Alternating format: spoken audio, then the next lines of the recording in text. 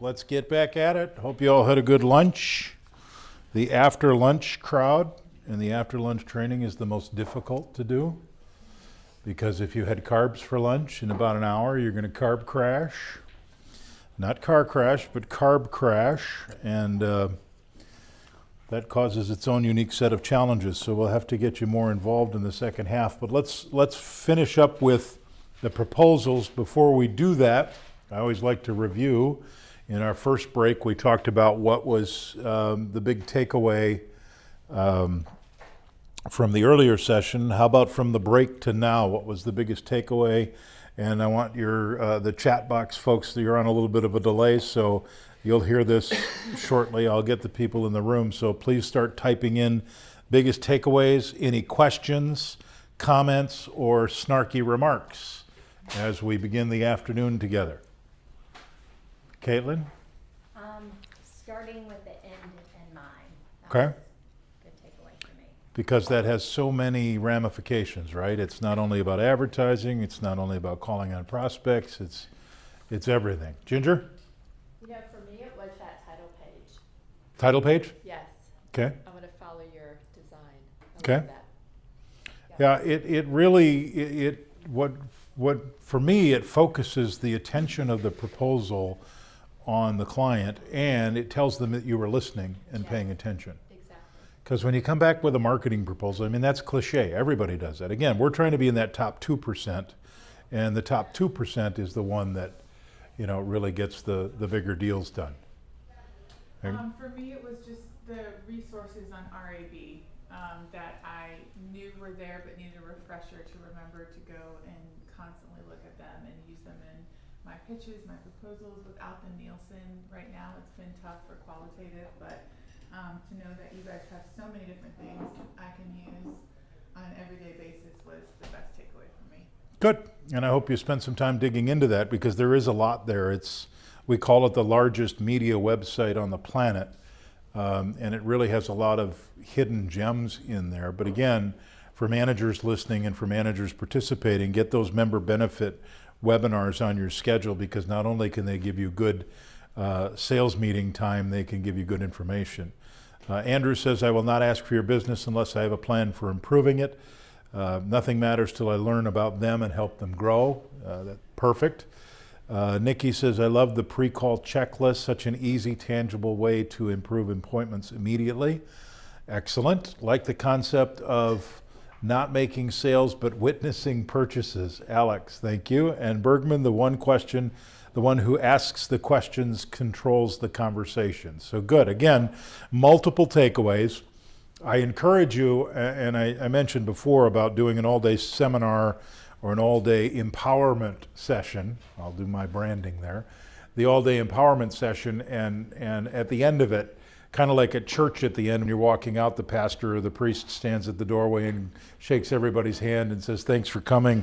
I've done that a number of times, not in a church environment, but in a seminar environment, and people come walking out. And one guy came up to me and he said, you know, this is a great seminar, but I learn a whole lot more at the bar than I do from any of you speakers.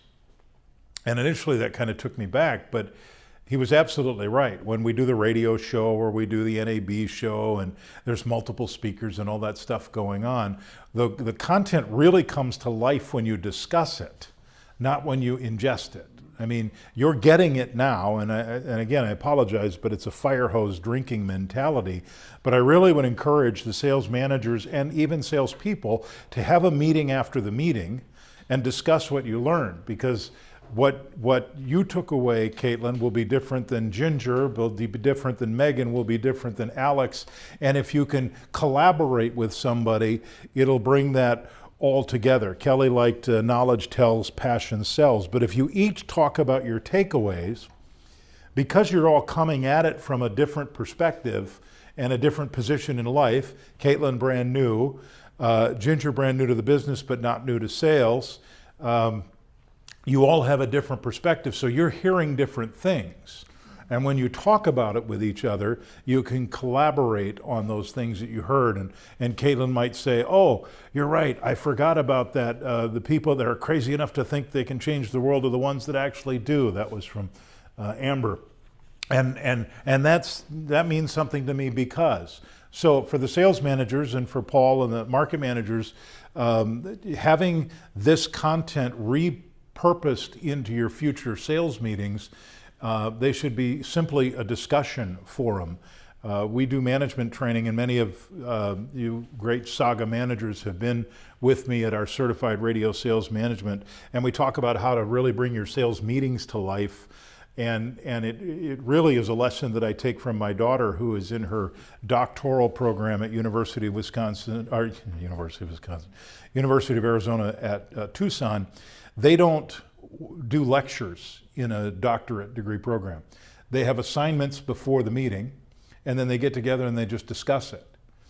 And so for managers, what I would do is pick a piece of this content that resonated with you, send it out to your sellers a couple of days before the meeting and say, this is what we're going to be discussing, be prepared to discuss it.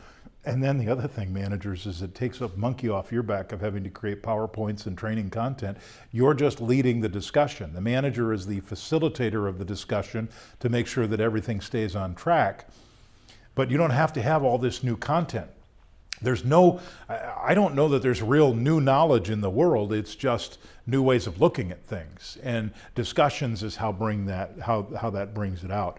And we talked about at the very, very beginning when we said adults learn best and retain more when they're involved in the process. So can anybody tell me the German psychologist's name? Ebbinghaus. There, Paul got it. See, now that's at least a frequency of 5 in 5 hours, and we're still having trouble remembering that.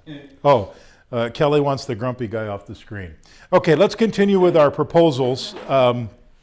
Just to go back, we're on page 14. Your proposal components are the title page, the situation review, the competitive landscape, the industry and consumer research, the media analysis, and that's where the grumpy guy came in because we told him he was stupid for buying yellow pages, and of course we'd never want to do that.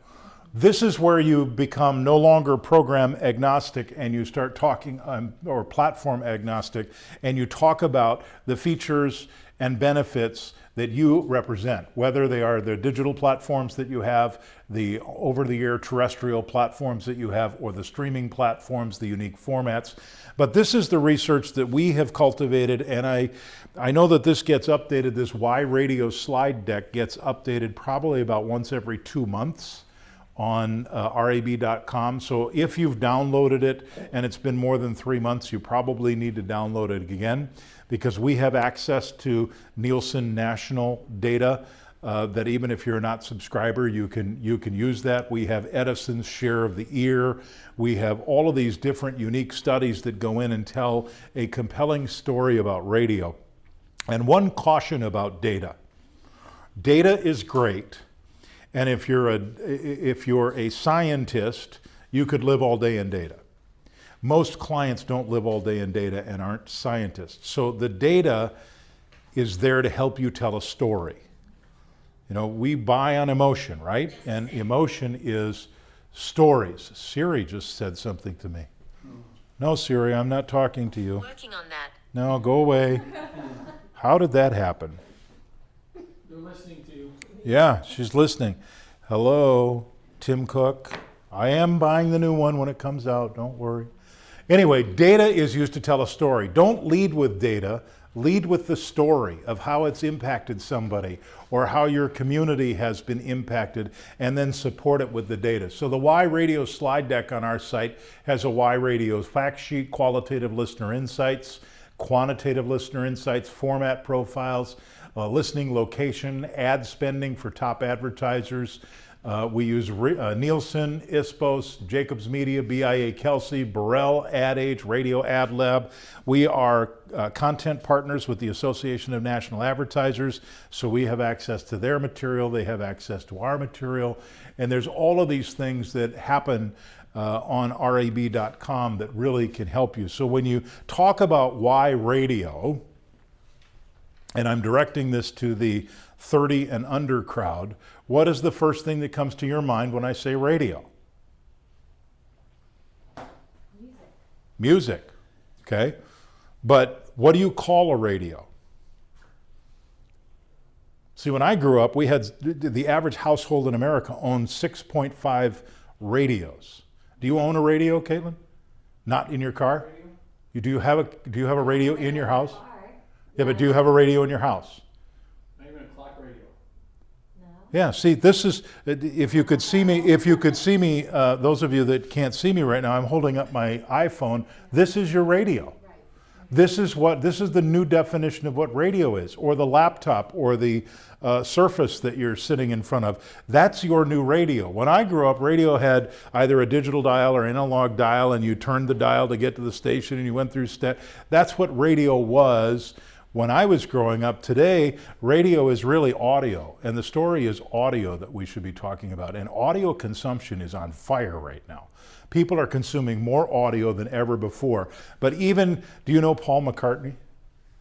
Okay, he even had trouble with this. How do you find your music, what you listen to? Radio. You still listen to radio? Yeah. Wait a minute.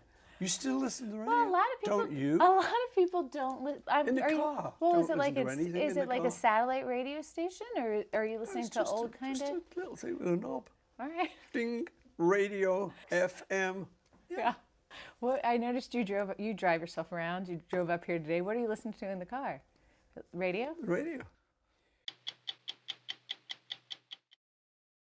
Right? The unfortunate perception, and this happens all the time when we call on agencies, because the agency buyers are typically 22 to 25 years old.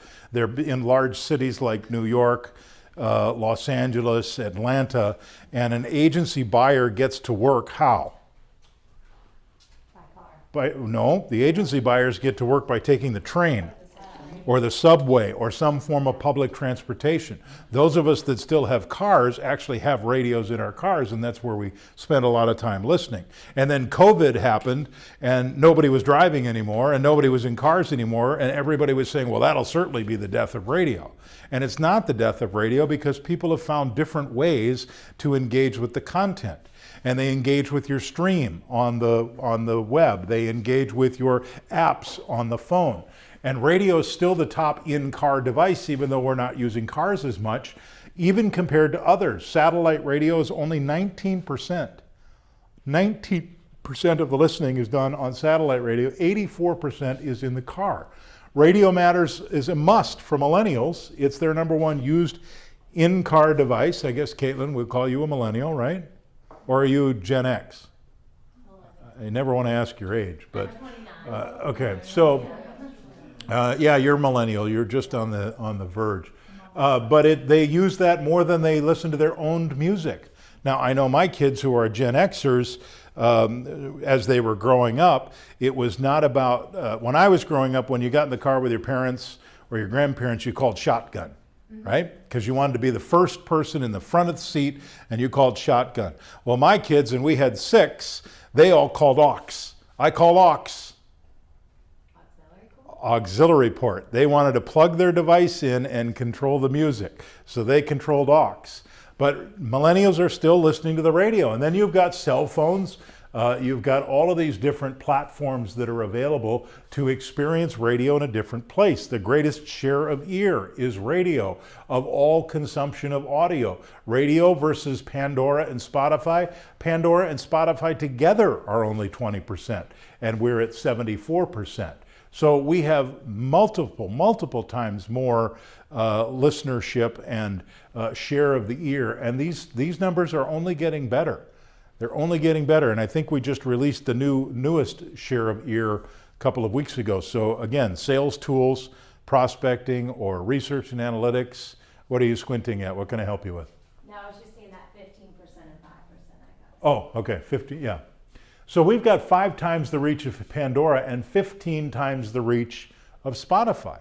And you know, here's one of the many things I love about Saga is your content for the most part is live and local. Well, if you're not live and local, and if you're one of those big companies, other big companies, and all you're doing is playing music from one central location and pumping it out, then you're no different than Spotify or Pandora. And what I think really has happened most recently, and this is where COVID, if you can call it a blessing, this was one of the blessings of COVID, is that people started relying on their local talent again for information and engagement and connection. It's one thing to have a playlist. We all have a playlist. I have a playlist, and you can pick your playlist based on the mood you want, but it's another thing to have a connection with a real live human being that's talking about things that are going on in Charleston, South Carolina, or Oshkosh, Wisconsin. And you don't get that on Spotify, Pandora, or Sirius. So that's the other advantage that we have. The next component of your proposal is the strategy, and the strategy page is where you take your empathy, expertise, and problem-solving skills and connect the dots. So the client told you they want to sell more Jeeps. The client told you they want more website traffic. And now your job is to create the strategy. Remember the research I shared at the very beginning about the KPIs, the key performance initiatives, and most of people wanting new customer acquisition, social media engagement, and what was the third? Anybody remember? Qualitative data and feedback from their audience. So we need, as media companies and media brand strategists, to create programs and strategies that reach, target, and engage. And that's the 1, 2, 3 punch that a media company like Saga can bring to the table that many others can't. Your reach is obviously what? How many listeners? No, but I mean, your vehicle for reach is what? Your radio, your over-the-air signals. And we've just seen how the reach is beyond compare. The targetability is your digital products, your Facebook page, your Instagram feeds, your talent's Instagram feeds. You know, people now want to engage with their talent, and talent is doing, I don't know if you're doing it yet, but talent is doing podcasts, and they're doing Instagram, and your morning talent or your afternoon talent who does a hot AC or an urban could do a podcast on cooking, or a podcast, something about their life. And what that does is it creates yet another intimate connection. And I don't mean that in a weird way, but an intimate connection with their audience that they're not going to get from Spotify, and they're frankly not going to get from over-the-air radio, because your program directors, rightfully so, are doing air checks and meeting with talent and making sure that they're in and out quick, they're being salient with their points, they're keeping it going, keeping the music flowing. But every talent that I know, including myself, likes to talk. And so the podcast is a perfect platform for them, because if they have what we call on the programming side P1s, which are their first preference radio station or first preference show, your P1s are going to follow you onto the podcast, and that way you can spend more time talking and engaging with them. And then the engagement part is when we do activation events. Have you done an activation event here in Charleston in the last 30, 60, well, let's go pre-COVID. Have you done an activation event in fourth quarter of 2019? Yeah. Yep. Okay, what was your activation event? We did, we have a huge event that we sell 3,000 tickets for Wine Under the Oaks. Okay, Wine Under the Oaks, all right. So we used to call them live broadcasts. Now we call them activation events. Okay. It's where you're engaging with the audience in a live setting. Now, this is a COVID world. It's not happening right now. But engagement simply means you show up at a place giving away t-shirts and the audience follows and gets their t-shirts, or you do a concert and your audience shows up. That's the engagement piece, getting people to actually do something as a result of listening to your stations. Chris says, love that. What did he love? Chris, what did you love? Other than Dale. What do you love? Because I'm having trouble following the chat. I'm only looking at it from time to time. Jordan's keeping me away from it. He said, pay attention to your presentation. So we got to reach, target, and engage. And what do the brands want? The brands want emotional engagement through participation and improving experience. Create that emotional connection that drives behavior. We buy based on what? Emotion, and we justify with logic. We buy an emotion, we justify with logic. So you want to create that emotional connection. It's the ability to achieve multiple objectives. Those objectives could be, Paul McCartney. Thanks, Chris. Yeah, I mean, that's the thing, and we have to realize that they're behind us a little bit on the timing. But that Paul McCartney has trouble on 60 Minutes defending radio, really? I mean, his whole life was, his millions and billions are from radio. So yes, and I, by the way, will make these videos and all of this stuff available to the managers. So if you want to use it, it's absolutely available to you. But we have to move beyond marketing to a customized business strategy, and that's why I like the term when I use my elevator speech that I'm a business strategist, because it's more than just marketing. You know, the Harvard School has done studies on marketing, and we call them the touch points. All the various things that a store does contributes to the marketing and the business strategy. And when I was calling on the stores, I would look at the way they have the store laid out. That's part of their marketing. In a grocery store, they call it the planogram, how it's laid out. You have to look at those things because hardware stores are the best. They have signage everywhere. If you've ever been into a Home Depot or Lowe's, all you got to do is look up and you know bathroom fixtures there, concrete there. And that in-store signage is contributing to their marketing. And they don't realize that. And so you have to look at the store from a customer standpoint to be able to advise them on how they can improve their business. Because when you put an ad on the air and somebody recognizes that business and then goes and shops that business, that's where our liability responsibility ends. We can't control how their salespeople treat a customer when they come in. And I can't tell you how many times I've put a client on the air, gotten great results, and at the end of it, they said, "Well, we didn't get any sales." And you know, you dig deeper, and it's because their salespeople ignored people. I mean, even in today's COVID world, where everybody's really fighting and hurting for business, walk into a store and you'll know who's on and who's not. I've been into Lowe's. I go to Lowe's because of Cade. And Cade, I just did a deck this COVID period because that's what we do. We do home improvement projects, so I built a deck. And every time I walk into the front door at Lowe's, Cade says, "Hey Jeff, how's the deck project going?" He remembers me. I mean, they see thousands of people every week. And he remembers me and asks me, "Do you need anything? And where can I help you find today?" But you walk into a Home Depot, and this is not against either company, it's just been my experience. I walk into Home Depot, I could walk for 20 minutes and not have one person come up and say hi. Try to get help at Walmart, you know? It's like, really? But you go into the local mom and pop store on Main Street and they're all over you in a helpful way. And that's where they have their unique competitive advantage. Remember, we talked about one of the components is competitive advantage. You know, do you want to walk a football field to find the pens you're looking for, or do you want to go to the local office supply store and have them hand you the pen you're looking for, or better yet, deliver it to you? So building on that activation, we want to activate against passion points. What are people passionate about? People are very passionate about music, so concerts are great events for us. We want to emphasize audience experience and sampling. I was in Hawaii for the Hawaii Broadcasters Association convention last year. Rough job, I know. Rough job, I know. But I went in, and before I had to go in. Okay, this is really going to sound great. I had to go in 3 days early because of jet lag, right? And I had to stay 4 days past to get over the jet lag. So, yes, Paul? Are you going to introduce the term to the younger people? That's what's called a junket? A junket, Yeah. yes, a junket.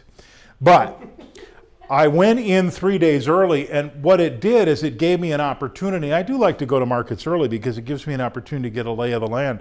And I went to, they were having a Earth Day celebration. It was Earth Day, and I went to the local marina? What do they call that? Where they have the displays of fish and game and wildlife. Not a zoo, but was it a marina? Like SeaWorld kind of place? Aquarium, that's it, the aquarium.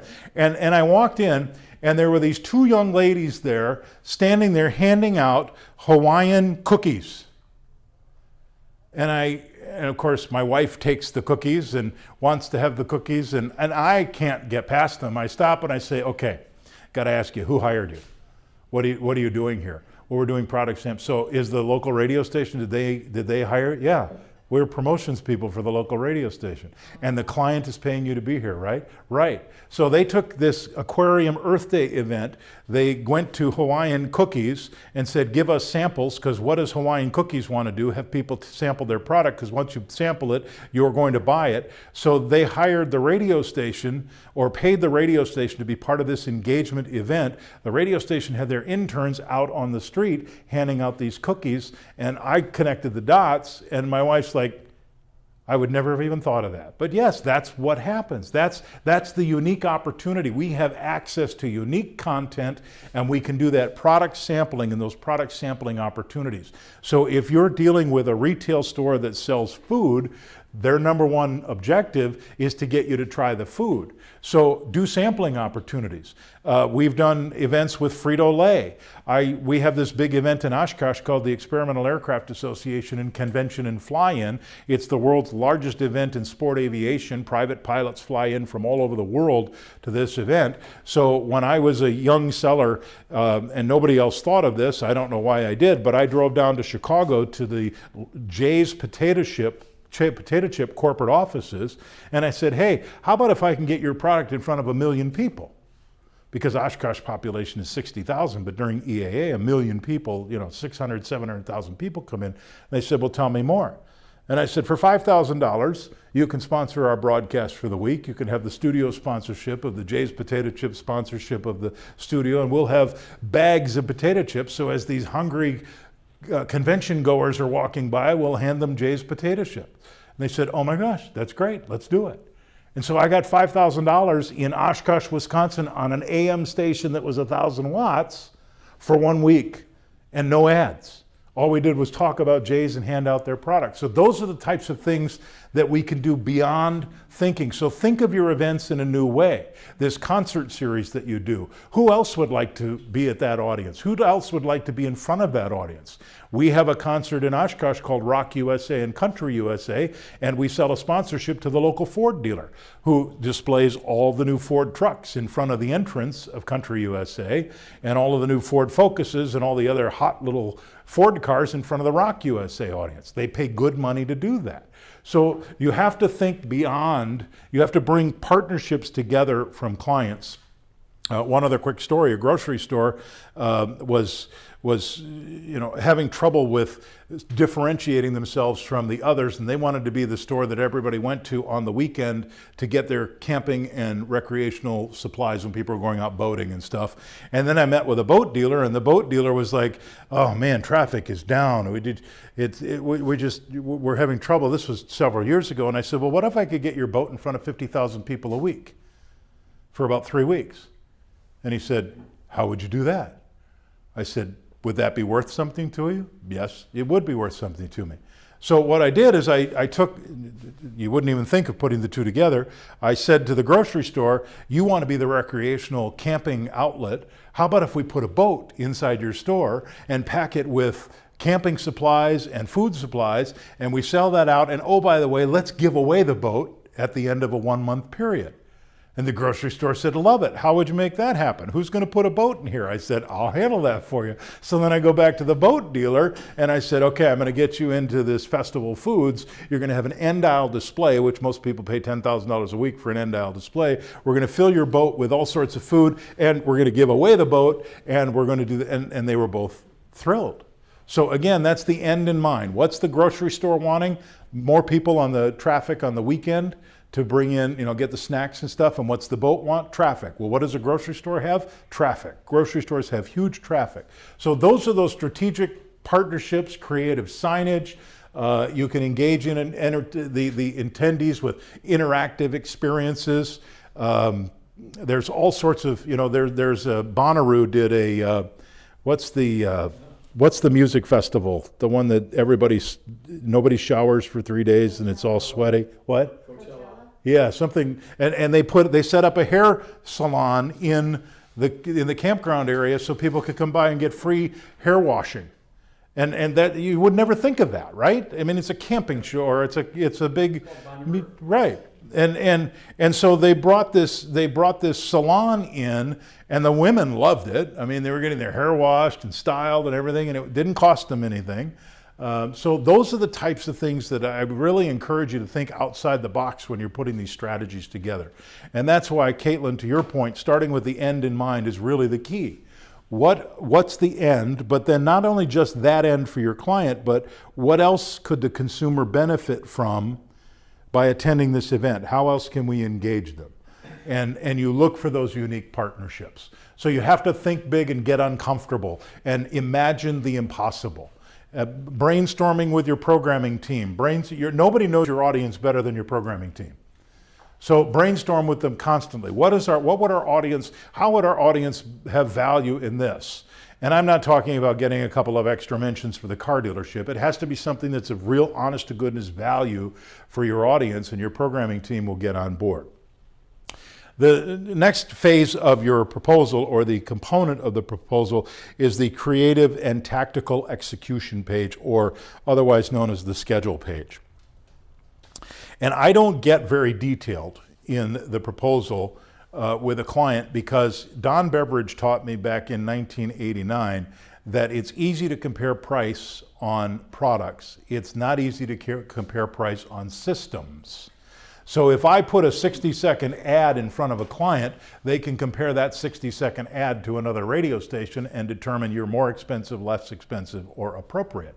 But if I put together a strategy, and this is what the strategy requires from an investment. Oh, by the way, it does include some ads. It does include this. It's much more difficult to competitively beat me up. I mean, most of our strategy pages, we're talking spots, BTA, rotators, middays, all of these things. And I would encourage you to get out of that language. If you're not in it, don't ever get into it. And start talking about, again, the end in mind, the strategic plan.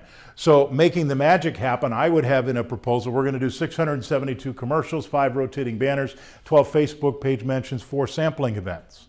Okay? Now, try to compare that to the station across the street and what they're charging. I didn't even tell them when the commercials will run. I'm just being global in the strategy, because you know what? The advertiser doesn't really care. They don't really know what morning drive, midday, afternoon, evening, or they don't know that language. That's our problem. What's their problem? We're trying to solve that problem. And then the investment. And what I always say at the end is the product, systems, and services detailed on this proposal are available to the client through, and give them a date. Give them a date. How many times have you put a deal in front of a client, you thought the client was interested, and you've chased them down for months, only to have them say no? Well, save yourself the trouble and give them an expiration date. Every proposal that I've ever done has an expiration date that is 5 to 7 business days from the date of presentation. And I say, this is available to you through blank date. So, for instance, if I had presented something to Jordan last week and gave him the deadline of July 16th, and I called him twice in the week between then and now, and Jordan wasn't responding, I make one final call today and I say, Jordan, it's Jeff Schmidt. I'm just calling to check up on the strategy. I thought we had something that was really appealing. I just want to let you know that the expiration date is today. And so if I don't hear from you by the end of the day today, I'll assume you're not interested, and I'll go back to the drawing board and try to come up with something else for you. And that way, I'm telling the client no. Well, the minute you tell the client no, the minute you try to take something away from them, is when they generally call. Now, wait a minute, I want to do this, I've just been busy. But you've got to give it an expiration date. And then I just say it's an investment of $22,000 a month. I always use the term investment. I never use the term cost. Advertising is an investment if it works. If it doesn't work, it's a cost, but nobody does it because they want to make the cost, they want to invest it. So the investment for what I just told you on the previous page is $22,000 per month. And then I shut up. And I don't wince.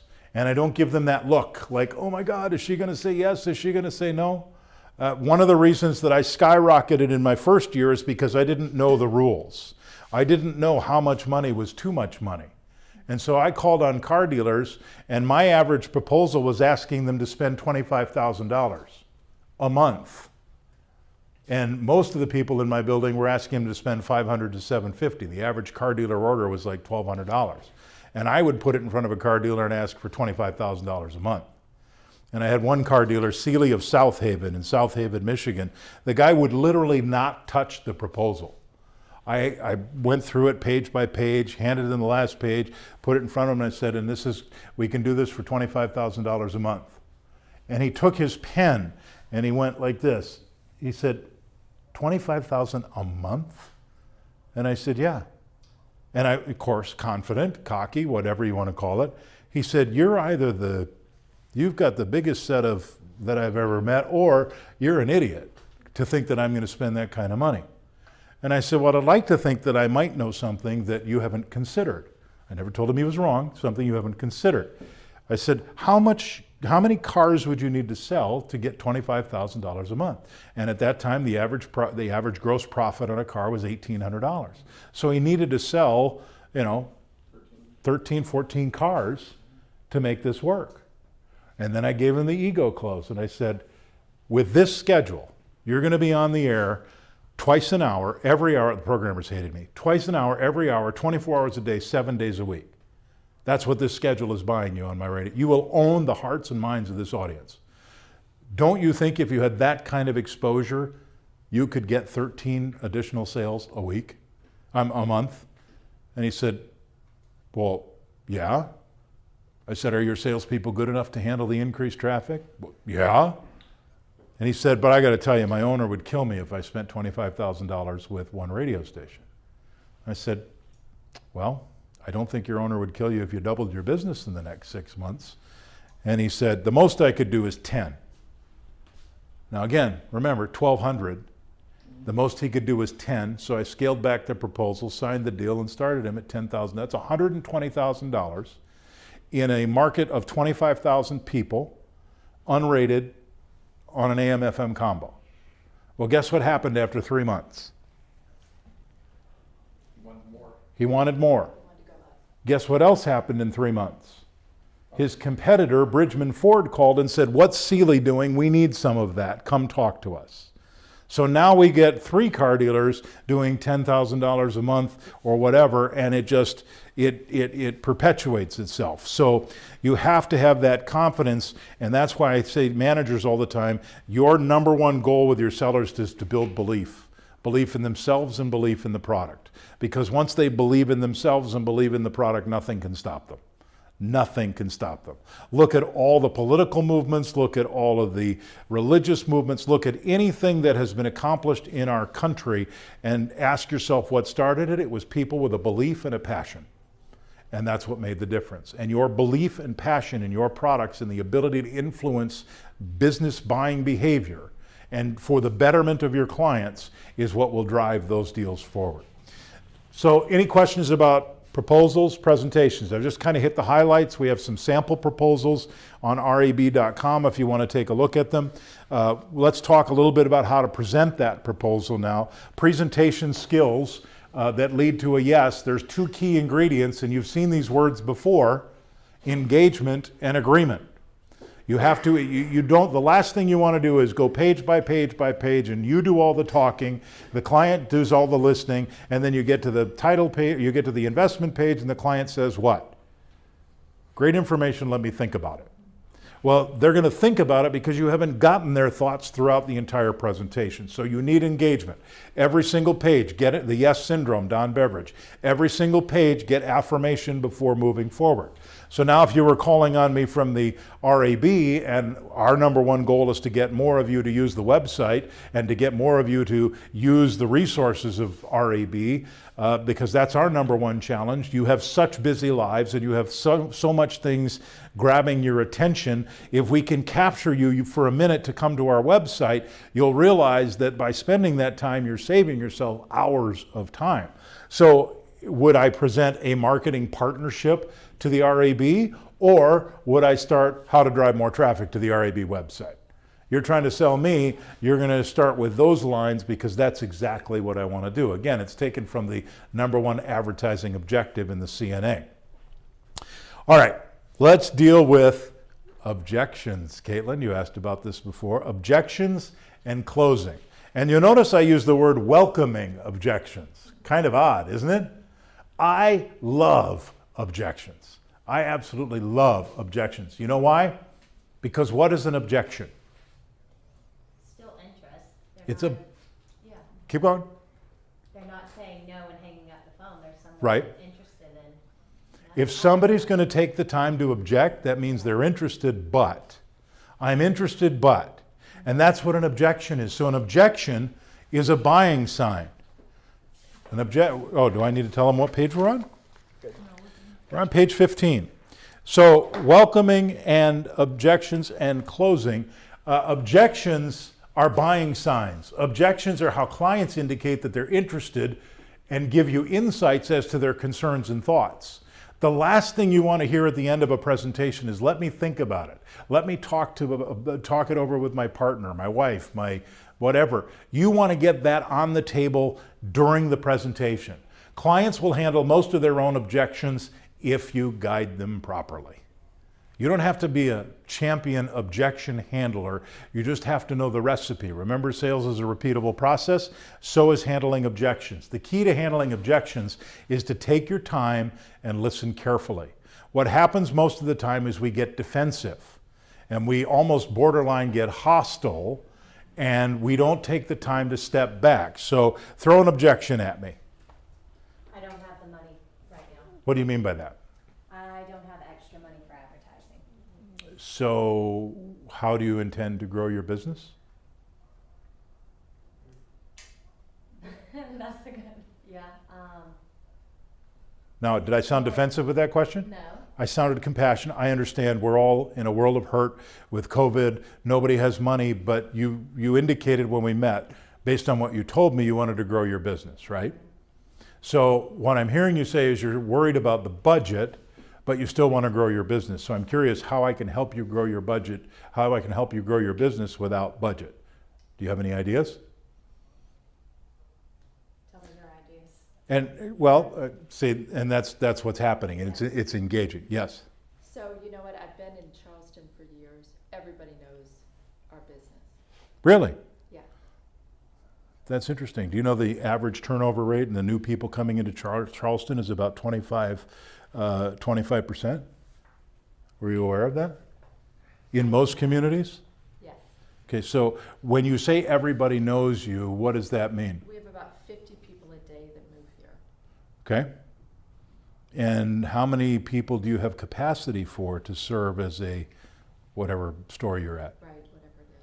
What, We can absolutely, you can grow more? yes. Okay, but if everybody in the market knows you, why is everybody not shopping Word with of you? mouth. It'll get to them. It will. Yeah. Okay. And how do you think that will happen? What are you doing to cause that word of mouth? Just giving excellent service. Mm-hmm. And my customers will just give a lot of great referrals to their neighbors and friends. And so everybody in the market's buying from you right now? Most of them. This Really? is real life. Really? Like I get this all. Because that store down the street seems to be doing pretty well, and they sell the same sort of products. I know. It'll happen though. It'll happen? It'll happen. Well, see, the interesting thing about radio is it's word of mouth on steroids. Wouldn't it be great if you could control the conversation or control the words that your friends use when they tell other friends? Yes. See, that's what you can do with the radio. You control the That's narrative. important to me. You control the narrative. You get to determine what it is they're saying. So how about we take those customers that are doing referrals, and instead of just telling them one at a time, we have those customers tell 50,000 people who happen to listen to our radio station, and we tell them frequently every week, and then the narrative is totally in your control. Because once they leave the store, they may say they love you, and they may say they'll refer friends, but do you really know for sure? No. And you don't control the quantity of those recommendations, and you certainly don't control the quality of them. And because of that, then the time that it will take to grow your business to the level you want could take years. Do you really want to wait years for that? Don't have that much time. All right, so then let's talk about a way to get that word of mouth on steroids for you. Okay, so what did I do there? That was perfect. What did I do? You solved your problem. Yeah. Well, you listened. Yeah. Okay. You listened and you dug deeper. So I use a technique called CRAM. And I picked that word intentionally because CRAM is what we usually do when we hear an objection. We kind of cram facts down their throat and we try to cram things back. And the first part of CRAM, the C, is clarify. When a client says anything, this is when you act like a 2-year-old and resist the temptation to immediately respond. You say, what do you mean by that? If the client says your price is too high, compared to what? You know, if you're in a Kia store and you're in a Mercedes store and the Mercedes dealer has a vehicle for $85,000 and the Kia has one for $23,000, and you say to the Mercedes store, you're too expensive. Compared to what? Well, I was just at the Kia store and they're selling Rios for $199 down, $199 a month, and you want $1,200 a month. So what I hear you say is that you think the Kia is the same comparable vehicle as a Mercedes. And what's the person saying at that moment? They're in their head going, well, no, I didn't say a Kia is like, I mean, a Mercedes is a Mercedes. Well, can you tell me what you think the difference is between a Kia and a Mercedes? And get them to tell you why your price is more than the Kia. Because when you clarify, what do you mean by that? Tell me why you feel that way. I'm not sure I understand. Can you explain further? These are clarification questions. Never rush to judgment. We all do that. We all rush to judgment and think we know exactly what they're saying. But you've got to clarify. And then, once you've clarified and you feel like you understand, you restate the objection that they gave you back to them, like I just did with Ginger.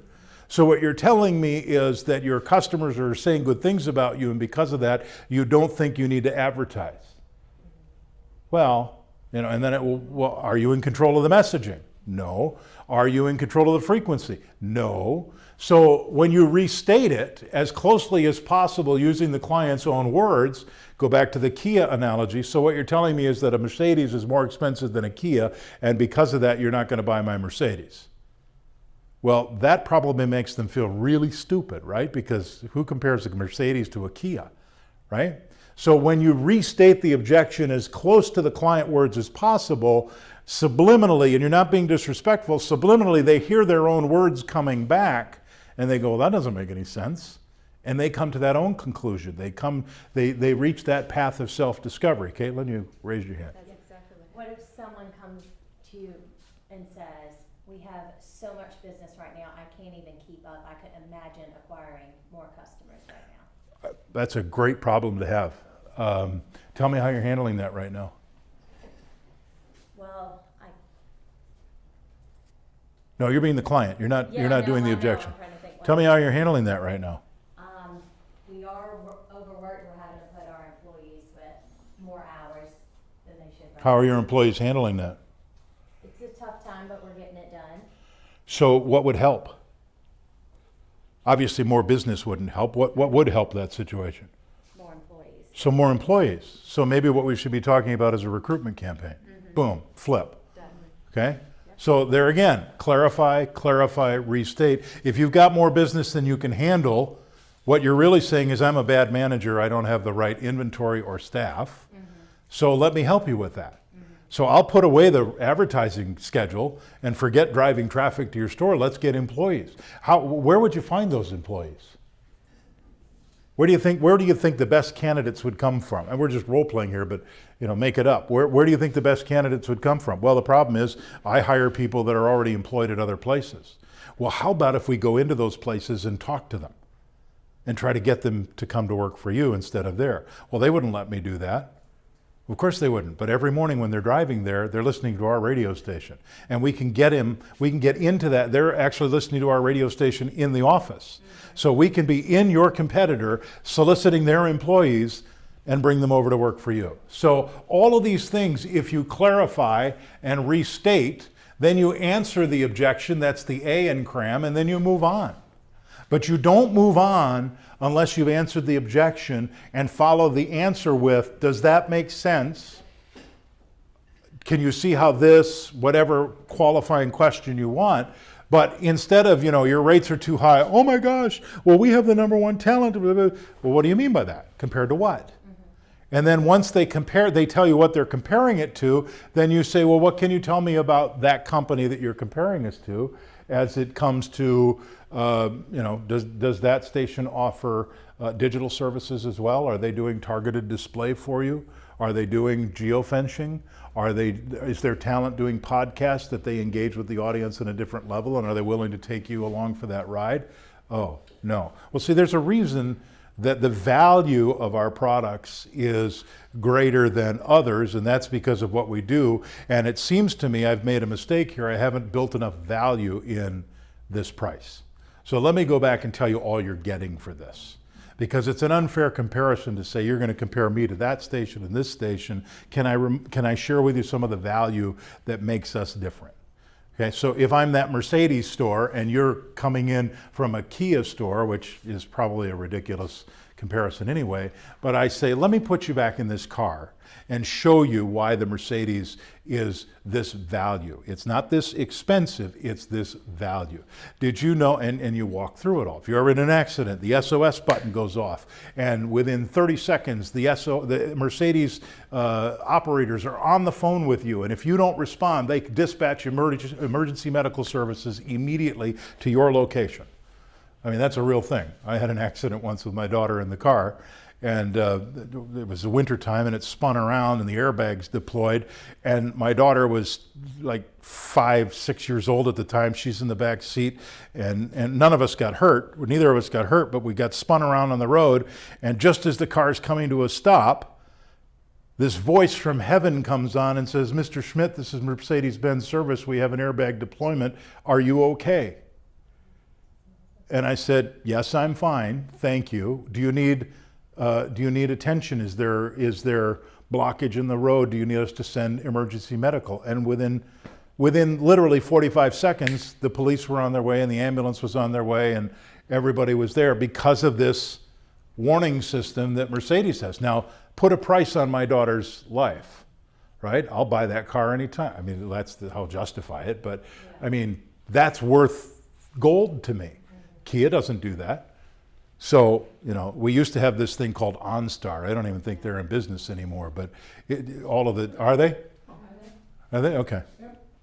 You don't hear about them anymore. You don't hear them advertised anymore. If they don't advertise, I don't think they're in business. So clarify, restate, answer, move on. This is another one of those little handy charts that I can give you the full PDF that has all the descriptions with it. That would be another one to have in front of your cubicle as you're making those phone calls and you get those objections. Clarify, restate, answer, move on. And I pride myself in not being, you know, a glib, on your feet thinker, but by asking the right questions, it does two things. It gives you time to think and plan your attack, so to speak, but it draws out what's really going on. Because clients have an emotional response to being asked for money. And the emotional response, it's called the automatic response, okay? Let me test this. I have a big store, you've all just walked in, and I say, "Hi, can I help you?" No. I'm looking. Yeah. That's your automatic response. So the client's automatic response to being asked for money is, too expensive, not interested, let me talk to somebody else. That's not the real answer. It's that fishbone. You've got to keep picking and find out what the real issue is. There may be a real issue. But frankly, going back to Caitlin's marriage proposal, which at some point I do want to hear the story, going back to Caitlin's marriage proposal, her husband-to-be would never have asked the question had he not done all of his customer needs analysis, presentation, and done all of the prep to get her to that point. So if you're getting pushback at the presentation, something along the way has gone a little askew. And remember, we lose more sales where? Where do we lose more sales? Because we didn't uncover the need. At the customer needs analysis level. That's when you're making your sale. You're not making your sale at the proposal stage. That's witnessing the purchase. You're making the sale at customer needs analysis. You're making the sale all along the way. When you get done with the customer needs analysis and you tell the client, "I'm going to call you Tuesday at 3 o'clock," and Tuesday at 3 o'clock rolls around and you're on the phone with the client, you've made a sale. But if Tuesday 3 o'clock rolls around and you got busy and did something else and you didn't call them till Wednesday, you've just checked the trust box in the bad favor. Because the client remembers you said, "I'll call you at Tuesday at 3 o'clock," and you didn't call till 4. And you better have a darn good excuse, or you've just dinged your trust. So all of these things you're doing in the steps before this, the prospecting, the research, the appointments, the CNA, all of those things, all of those steps are where you're really making the sale. Because if you've done that job, by the time you get to the proposal is simply the next logical step. Saying yes is the next logical step. All right, let's talk about closing. I've shared a couple of words that I hate. Sales, training. I hate the word closing. I really hate the word closing. Because you know what? Remove the C, and what do you have? Okay? Losing, right? So closing is a win-lose proposition. My wife and I were in business together a few years ago. She was the salesperson who sold the training when we were in partnership with another training company, and she used to call and sell the training for us, and then me and Chris would go out and do the training. And she was really good. She hates sales. She says she's not a seller, but she's the best I've met because she has such empathy and ability to connect with people. But she was on the phone with this broadcast group out in South Dakota, and she got to the end and said, here's the training, here's what it's going to cost, here's what Chris and Jeff are going to do. And then there was a long pause. And she said, is there an issue? And the guy on the other end said, no, we're just seeing how you're going to close us. Because when you sell training, how you sell is kind of important, right? Because that's how you're going to teach. People buy the way you sell before they buy what you sell, whether it's training or advertising. So she paused and she said, I don't remember his name, I think it was Mike. She said, Mike, I'm not trying to close anything. I'm trying to open a business relationship. And they all in the room went, ooh. And that's why I don't like the word closing, because closing, I don't know why graduates in 2020 got ripped off. We call it graduation, but what do we call the ceremony? Commencement. Commencement. What does commencement mean?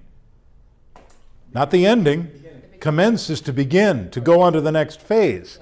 Well, commencement is similar to the opposite of close. We're not, when you're closing, you think, well, it's closed, done deal. The only place closing is appropriate is in the housing real estate business, because then you are closing, they've bought the house, you move on to your next customer. You keep in touch with them because you know that the average person might move, but people don't flip houses that often. So closing is appropriate there, but you don't close a car purchase. Don't tell Brad that, because every time I need a car, I pick up the phone and say, Brad, Carver needs a car now. Brad, Amanda needs a car now. Hannah needs a, whatever. And he's never closed us. He's opened a business relationship, so he's my go-to guy for cars. So the goals for this meeting are to get an order, of course, get agreement on the strategy and move forward, but it's to open the business relationship, not close.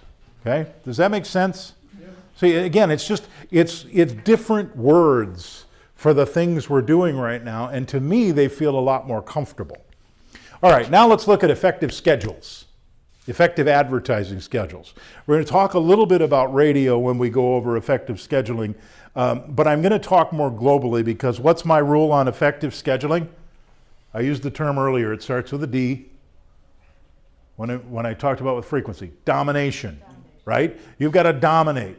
Effective schedules dominate. So frequency is what moves consumers through the buying cycle. This is another one of the buying cycles that I was talking about. Remember, we did the triggering event, discover a need, evaluate options, resolve doubts, and buy. Well, this is another one from the old school. The first thing that they have is attention.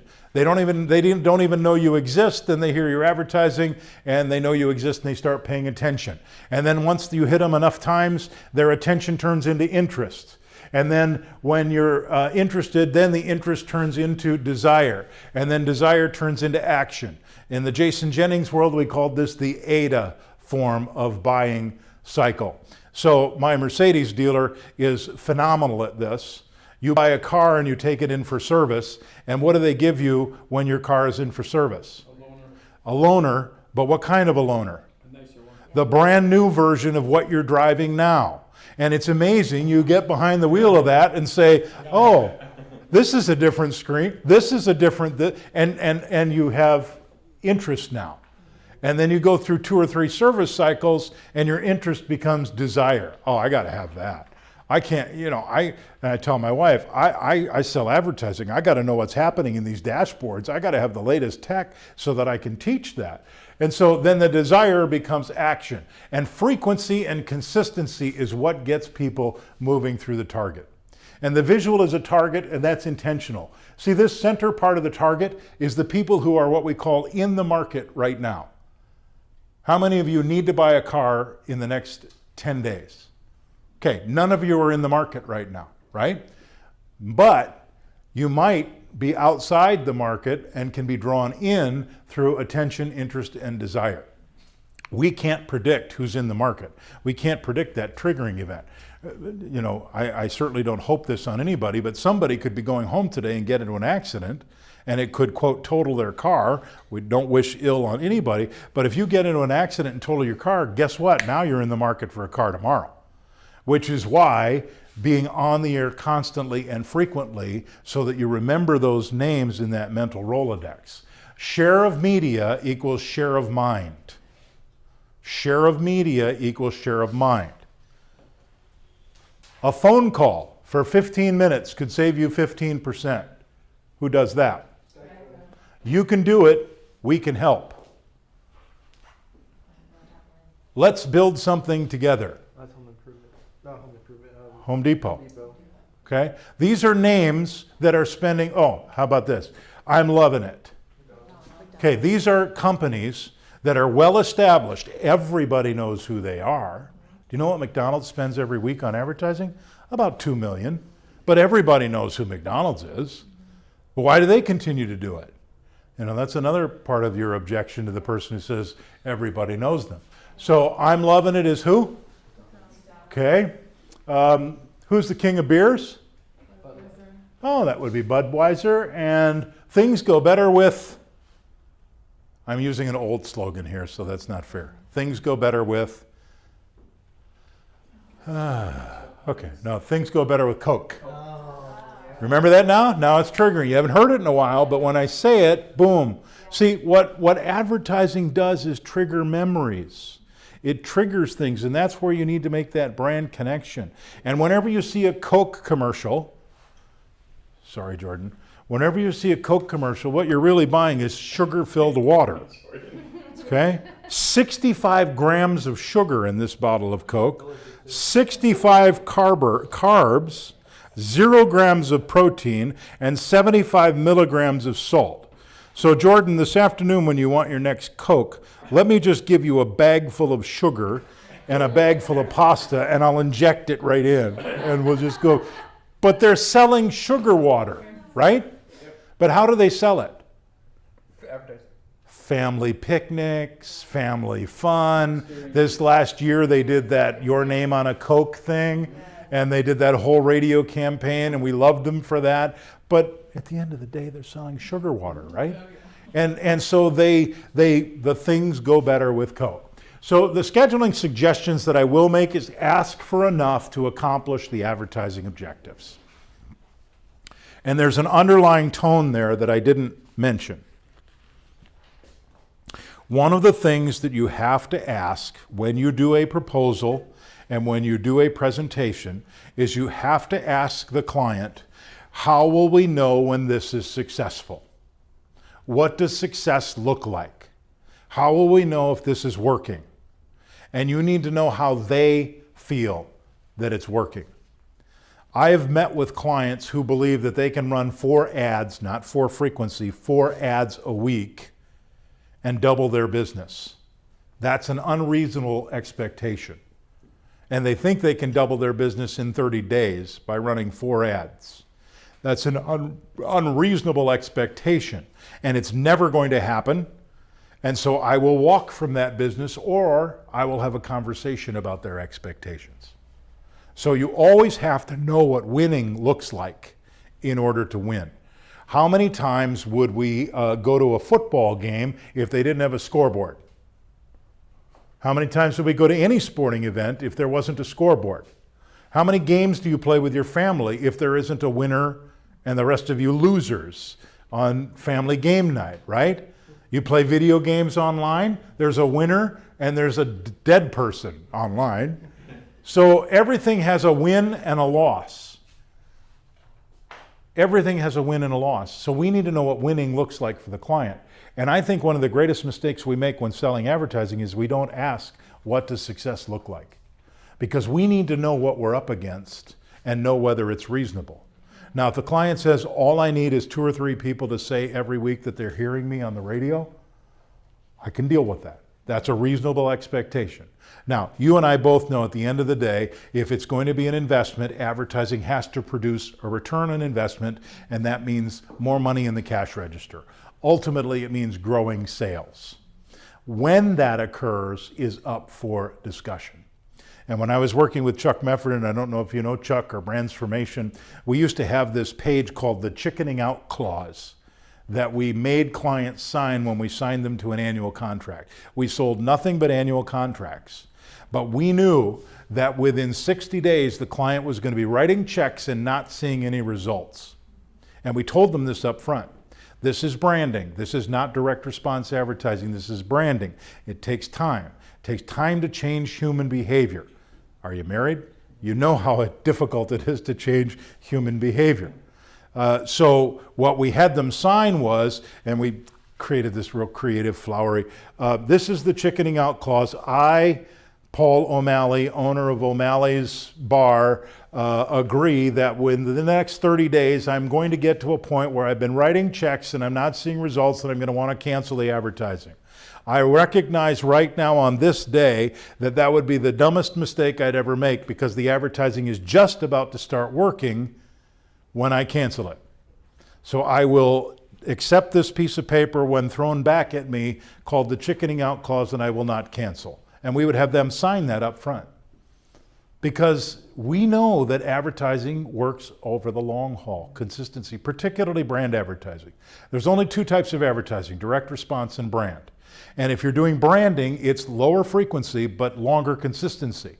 Now, if you're doing direct response where you have 24 hours a day and you run 48 ads a day for 7 days, then yes, they should expect some big business on Saturday as a result of doing that. But brand advertising is a different animal, and it has to deal with long-term expectations. So please, please, please ask the question, what does success look like when you make a presentation? Before you even get them to sign it, say, oh, before we do that, I just want to know, how will you evaluate this? How will you know it's working? And that gives you a whole nother discussion of things that you need to have in the back of your mind. It can help your creative content. Well, I need to have people tell me they heard the ad. Well, the default used to be, well, we'll say mention this ad and you get 10% off. That's the, I'm sure, I don't want to be offensive, but that's not a good strategy because it sets yourself up for failure, right? Does anybody know who Pat Summerall is? Sure. Yes. Has anybody gone to True Value Hardware? Have you ever told them Pat Summerall sent you? No, but they spent millions on that campaign. Tell them Pat Summerall sent you. They spent millions on the talent and they spent millions on the flights, and nobody ever goes into True Value and says, Pat Summerall sent me. Because you know why? That's not how we consume products. We don't even know sometimes how we've heard about this product. That's why advertising is so around us. In St. Joe, Michigan, we did this shoe sale at Ben Bublick's store, and it was a buy one pair, get 2 pair free. So it was a 75% off, basically. Buy 1 pair, get 2 pair free. And we hit it hard. We hit it 24 hours a day, 7 days a week, for 2 weeks leading up to this one Saturday sale. It was the only advertising he did. The only advertising he did, our radio station, and there was a line at the door when they opened. And we stood at the door with a clipboard, without logoed t-shirts, and we said, how'd you hear about the sale? How'd you hear about the sale? How'd you hear about the sale? Because we wanted to know, right? 60% of the people that walked through the door said, I saw the ad in the newspaper. I saw the television ad. Well, there weren't any. It was all radio. See, that's the problem with radio. I say problem. That's one of the challenges of radio, is we consume radio when we're doing other things. We consume radio when we're at the beach. We consume radio when we're in our car engaged in conversation. Radio has this subliminal filter that comes in behind what you're doing and paying attention to, and that's how we use music, but that's how commercials work too. So when you're pushed to the hilt and say, how did you hear about this sale?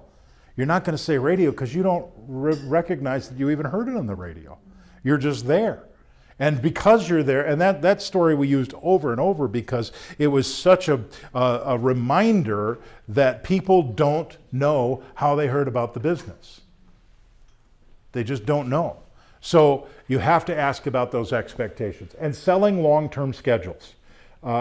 If it were me, I would never present anything less than an annual. Now, I know we're in a COVID world. There's a lot of uncertainty right now, and that may be difficult. I didn't say only accept annual sales. I said ask for annuals all the time. Because what does it do for you when you ask for an annual all the time? What are some benefits of an annual contract? For you first. Monthly billing. Monthly billing, planned on. You can go get a loan. You know what your stuff is coming in. What else for you? Gets your year off closer to budget, a lot less. Imagine being able to go into the month at 85% to goal. Right. Yeah. How easy would life be, right? Then you could keep giving yourself raises and go prospect more new business. So if you had 85% of your clients on annual contracts and all you had to do every month was talk to them about strategy and copy, but the rest of the time you could go out and sell new business, just think about how great life would be. Now let's look at it from a customer standpoint. What's the benefit of a long-term schedule? Say it again. More business. More business. Reach, frequency, consistency, compelling, creative. More business. More time on branding. More time to get top of mind awareness in the marketplace. So why wouldn't we ask? When I worked into the Green Bay market, I walked in and they had 5% of their business on annual contracts. So I actually, and I'm not a dictatorial manager, but I made it a requirement that no proposal could leave the building unless it was asking for an annual. Asking. And within 6 months, we were up to 40% annual contracts. Because you will not get an annual contract if you don't ask for it.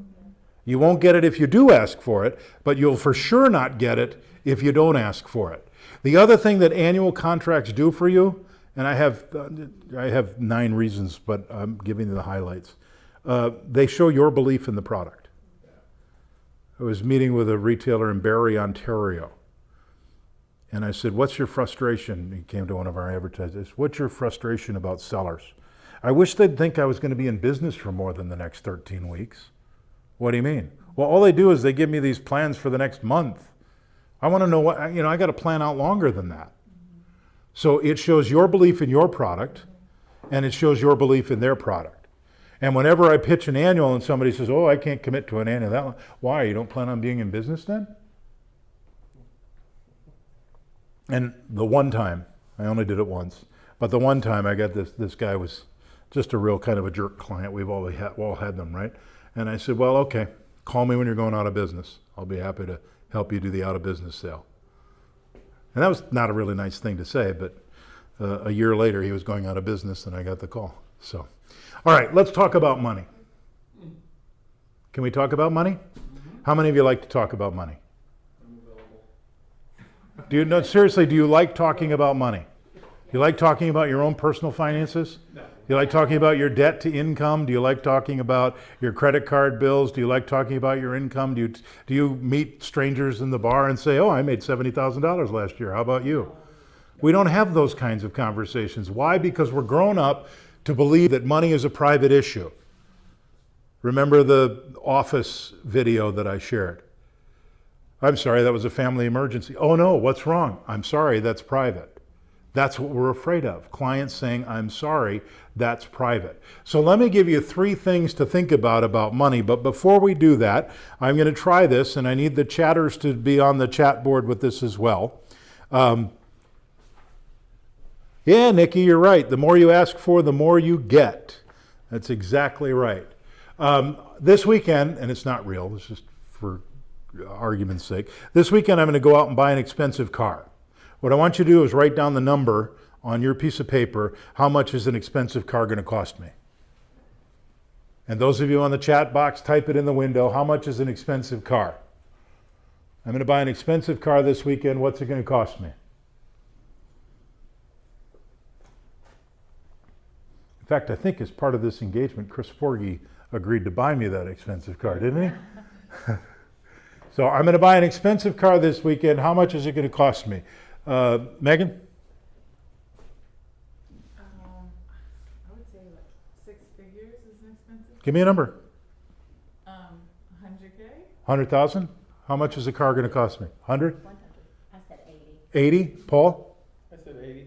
80? Okay, so why the difference? Now imagine the two of you, no, let me not be weird. Imagine you told, your husband said, your husband to be, you said you're going to go buy a car this weekend, and he's thinking expensive is 80, and you come home with a $120,000 car. What kind of a conversation is that going to be? Not a good one, but Not- it would definitely be the opposite. Okay, probably would be the opposite. But why does that happen? Because we all have different perceptions. So we have 60,000, 35,000. Steve has 35,000 as an expensive car. Nikki has 85. Kristen 100,000. Chris 75,000. Amber 60. We're all over the board. Why is that? Expensive. Because our view of money is based on our perspective, right? If you grew up living on the Gulf of Mexico in Naples, Florida, in a $34 million house with servants and Rolls Royces to take you to school, then $35,000 is what you carried in your wallet for weekend change, right? But if you grew up at Cabrini Green in Chicago, then $5 was a heck of a lot of money in your pocket. And that's the problem with money, is that we always put our perspective on money when we talk to clients. And I'm convinced that's why we don't ask for more. As one of our participants on the chat, Nikki says, the more you ask, the more you get. Okay? But the problem is we don't ask. And why don't we ask? Because three things. It's personal, it's private, and it's based on our perception. So let's change that. My moniker is think big, make big things happen. I didn't know the rules. I didn't know what the average order was when I started in sales. I didn't know that the average car dealer only spent $1,200 a month. So when I did the math, I figured 18 cars, 25,000 seems like a no-brainer to me. I was too stupid to know any better. Or was I brilliant? I don't know the answer. I'll admit that I was too stupid at that point, but the more I thought about it, the more advertising they do, the more business they'll get. So the three things I've learned about money in my career is that the ride down is easier than the ride up. The ride down is easier than the ride up. There's a dramatic difference between business dollars and personal dollars. Jordan says expensive dinner, 25, 50, 100. Panera is way more expensive than McDonald's. Good point. Okay? You can go to Panera for a salad for $2 and you'll pay $35. You can go to McDonald's and you'll walk away at what, 14 bucks, 15 bucks? So exactly. All these products have different value equations. So the ride down is easier than the ride up. Business dollars and personal dollars are dramatically different, and financial attention span is something you have to pay attention to when you're talking about clients. So let's go into that in detail. The ride down is easier than the ride up. These are three young men that are part of our Media Sales Academy. They're going to graduate college in the next year, and we're in partnership with the NAB Leadership Foundation, and I have the honor and privilege of being able to go work with these young minds and get them out on successful careers. But if I walked into a men's clothing store, or ladies, if you walked into a dress shop and there was a $2,000, a $1,200, and a $600 suit, what's the salesperson going to show you first if they're smart? The $2,000 suit. My daughter, the third to get married in the family, and actually 3 and 4 are getting married this year, but her and mom went jewelry shopping this past weekend looking for the jewelry for the wedding. And of course they went to a jewelry store, and the first thing the jewelry store owner showed her was a $17,000 necklace. And she's like, do you have anything more reasonable than that?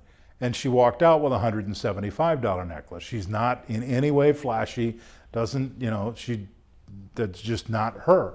So, but they offered the $2,000 suit. So if I take that $2,000 suit and I say, whoo, that's too expensive, I can't spend $2,000 on a suit, well, then he takes me down to the $1,200 suit, and that's a 40% reduction. From $2,000 to $1,200 is coming down 40%. Now I'm feeling like I got a deal, right? But if he starts me at the $600 suit and tries to get me to move up to $1,200, that's a 100% increase. That's double. So the ride down is always easier than the ride up. Think big, make big things happen. The minute you think you know what the client should spend, double it and start there.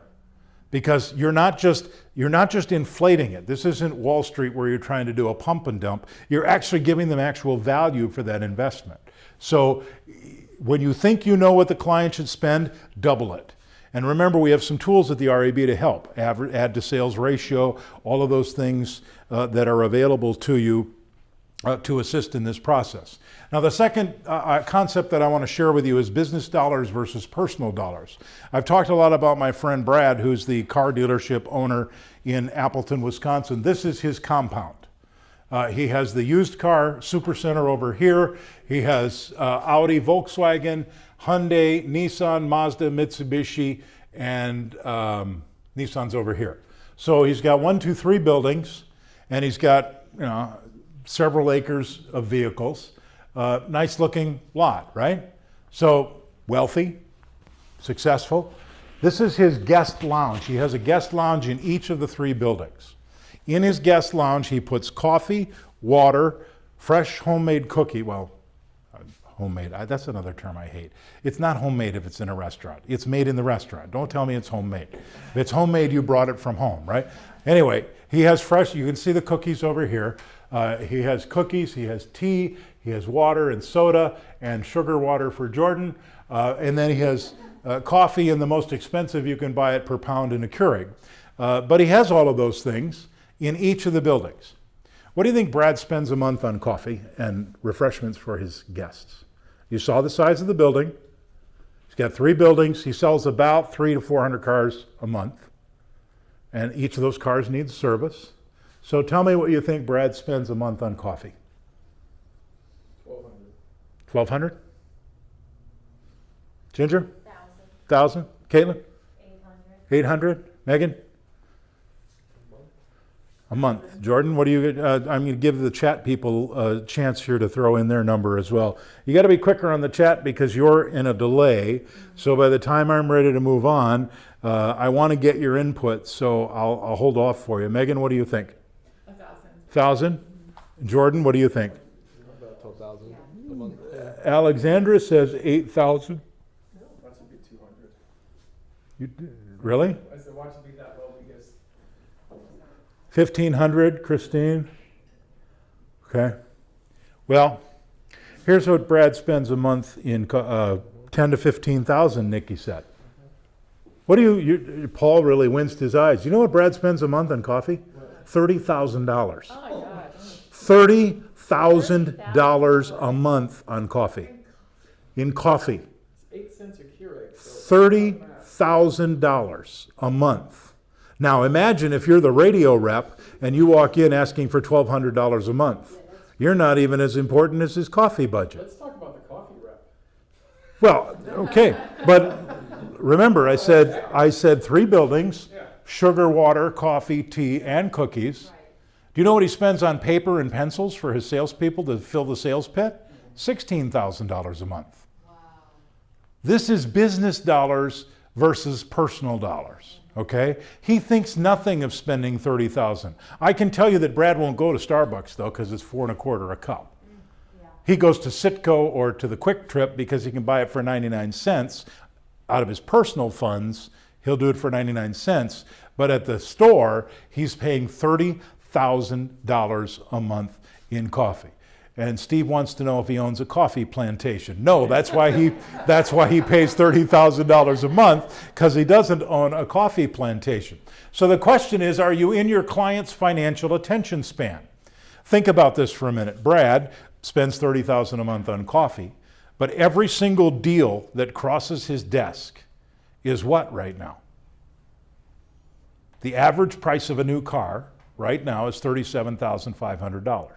So there's not a deal there's very rarely a deal that crosses his desk that's less than $37,000. That's his financial attention span. So if you're not talking $37,000 or more, you're not even getting his attention. And that's why this dealer in Little South Haven, Michigan, was responding the way he did, because I was in his financial attention span. His deal back in those days, $25,000 was a reasonably, I didn't pick that number by accident. I picked that number based on the average price of a new car at the time. So if I'm pitching Brad, I'm going to ask for $37,000 a month, because there I'm more important than coffee, because coffee is in, out. That's literally the money, in, out. But advertising is in, bring more in, bring more in, bring more in. So are you in your client's financial attention span? And you have to know these things, because we have no concept of what real money is until we run a business. Now, Brad and I are good enough friends that he shows me his P&L every month. His business expenses are about $25 million a year. And it's a lot of money, right? And it's more money than I could ever conceive of. So back about 10 years ago, they were doing this, they do this big annual sale every year. And when I was the market manager, I had a rep calling on Brad, because I didn't think it was a good idea for me to call on Brad. When you call on a friend that's such a good friend, you tend not to do business in an objective way, either for their benefit or for their detriment. In other words, I would be afraid to ask my friend to spend a lot of money. And so they have this big event called June 3000. This is how they kick it off. They rent a theater. They fill it up with all of their sales associates. Now, Brad is one component of Bergstrom.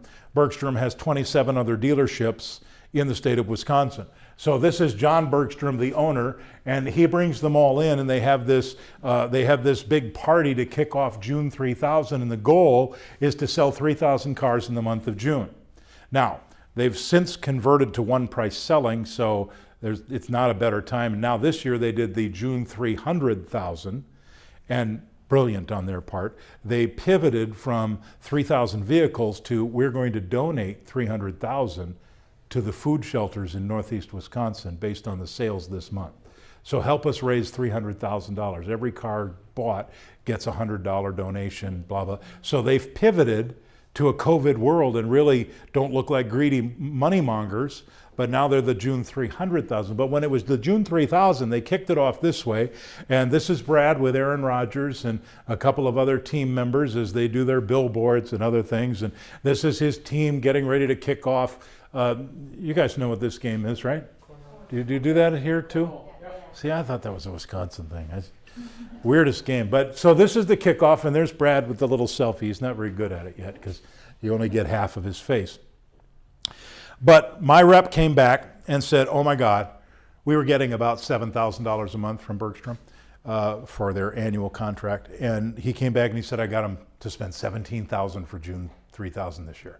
$17,000. So of course I'm high-fiving and blah, you know, we're all having a good time. $17,000 in 1 month from one dealer group, that's fantastic. I called Brad, I said, hey buddy, I want to take you to lunch. What for? Well, I just want to take you to lunch. It's June 3000, you're going to be real busy, so let's do lunch before. This was like in May. And so I took him to lunch and I said, I just wanted to thank you. I know you don't have single-handed responsibility on directing the advertising funds, but we were able to secure $17,000 investment this year from Bergstrom for June 3000. And he goes, and I said, what? He said, 17,000 is what you got? I said, yeah. He said, do you know what we spent on June 3000 this year? I said, no. He said, $1.2 million. $1.2 million. Now, who's got a calculator? Who's got a calculator? I do. I got a calculator. Okay? Take 3,000 cars times the average gross profit of $24.56. That's $7.3 million. Yeah. Would you spend $1 million to make $7? Yeah. Yeah. Yeah, every day and Sunday, I would do that. So they spent 1.2 to make 7.3. It made total sense in that big picture world, right? So from that perspective, 1.2 is a drop in the bucket to make 7.3. Actually, it was, your station got 0.014% of it. Yeah, thanks for making it hurt. Thanks for making it hurt again all of these years later. I was just getting over it, but thanks for making it hurt again. Here's the science behind this. Harvard Business School did a study of salespeople, and this is not just radio sales, but they came to the conclusion that the average salesperson will not ask a client to spend more money in a month than they make. Let me say that again because it's kind of confusing. The average salesperson will not ask a client to spend more money in a month than they make. So now I want you to close your eyes, not talk to anybody, not say anything, and I want you to think of the last 10 proposals that you've put out there. And then I want you to look at your paycheck. And if you make $3,000 a month, that's a lot of money to you. Have you asked a client to spend more than $3,000 in a month? How many of you can, with confidence, say, I always ask my clients to spend more money in the month than I make? Any of you? Good, then you're part of the statistic. And why is that? It's not your fault. Don't get offended. It's science, because to you, that's a lot of money. You can't fathom spending $30,000 a month on coffee because you have to run a budget to be able to go to Starbucks twice a week. And you're running a tight budget. So to you, whatever you're making, whether that's $3,000, $5,000, $10,000, whatever you're making a month, that's a lot of money. Aaron Rodgers makes millions a year. And to us, that's a lot of money, but I'll bet his debt to income is no better than ours. Because the thing I found about money is the more you have, the more you spend, the more you spend. You always spend more than you make, or at least that's the tendency. So, it's why you look at these Bear Stearns and these big companies that are going bankrupt, making trillions of dollars. How can they possibly go bankrupt? Well, because they spent more than they made. It's just add a zero. It's just the scale. So my encouragement to you is to break this cycle. Stop thinking of money from your perspective and start thinking of money from your client's perspective. Now, it will take you some time to get to the point where a client will actually show you their P&L and go through it with you. But if you're at level 4, they will. And of course, you'll sign NDAs and not share that information with anybody.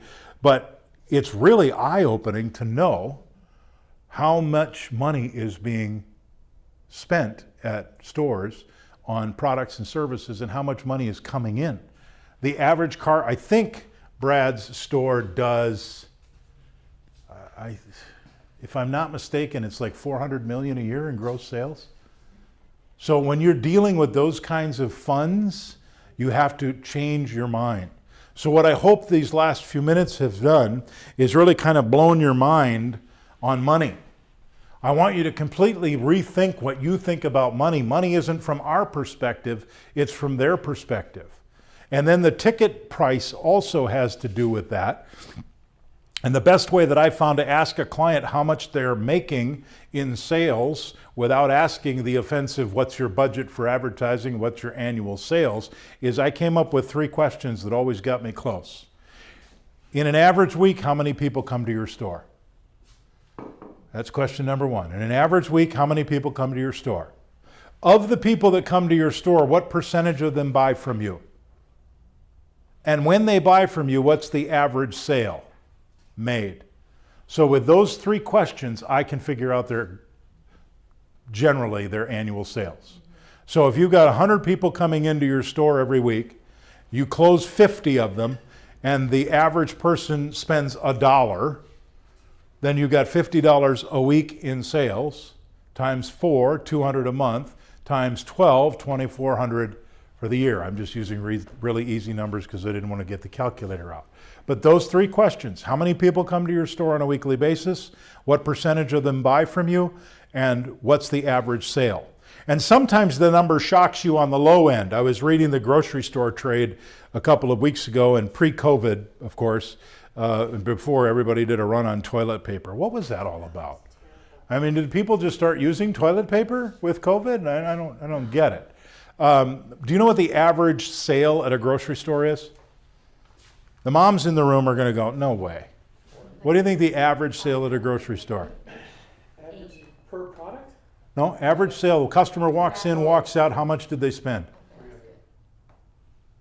Average, Uh-huh. 150. 200? 350. Would it shock you to know that it's $18.75? Wow. Take all the people that go to get toothpaste. And you know why that is? That's because they're seeing 40 and 50,000 people a week.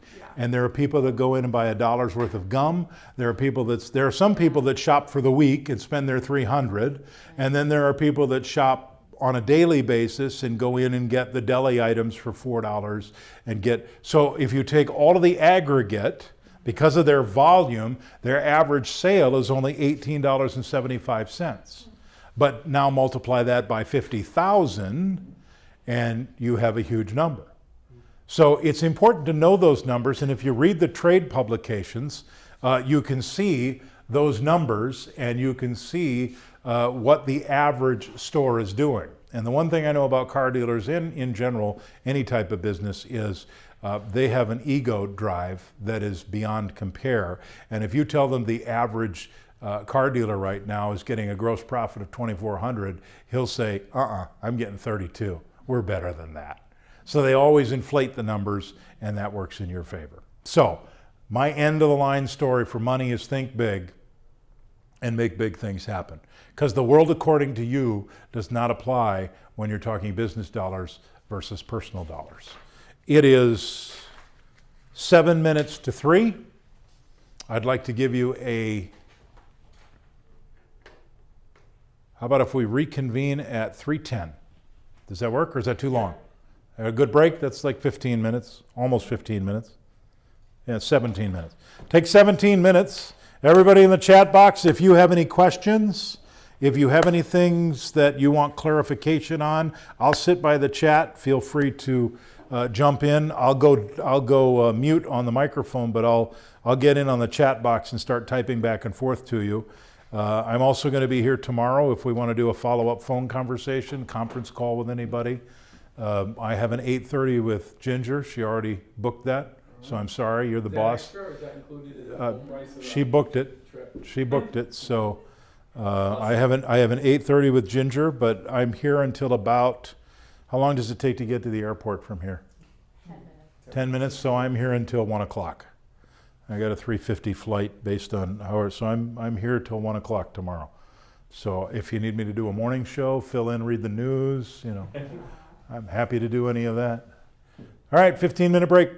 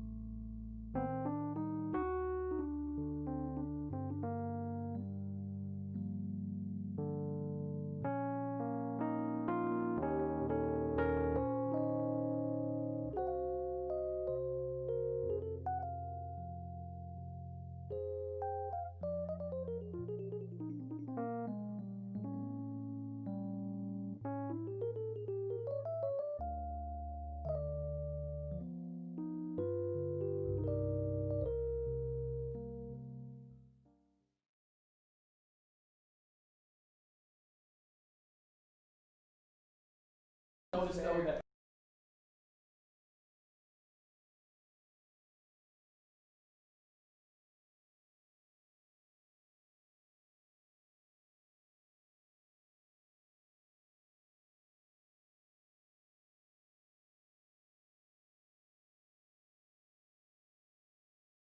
All right, so for those of you in the chat, we're going to start in about 2 minutes because I said 3:10 Eastern time.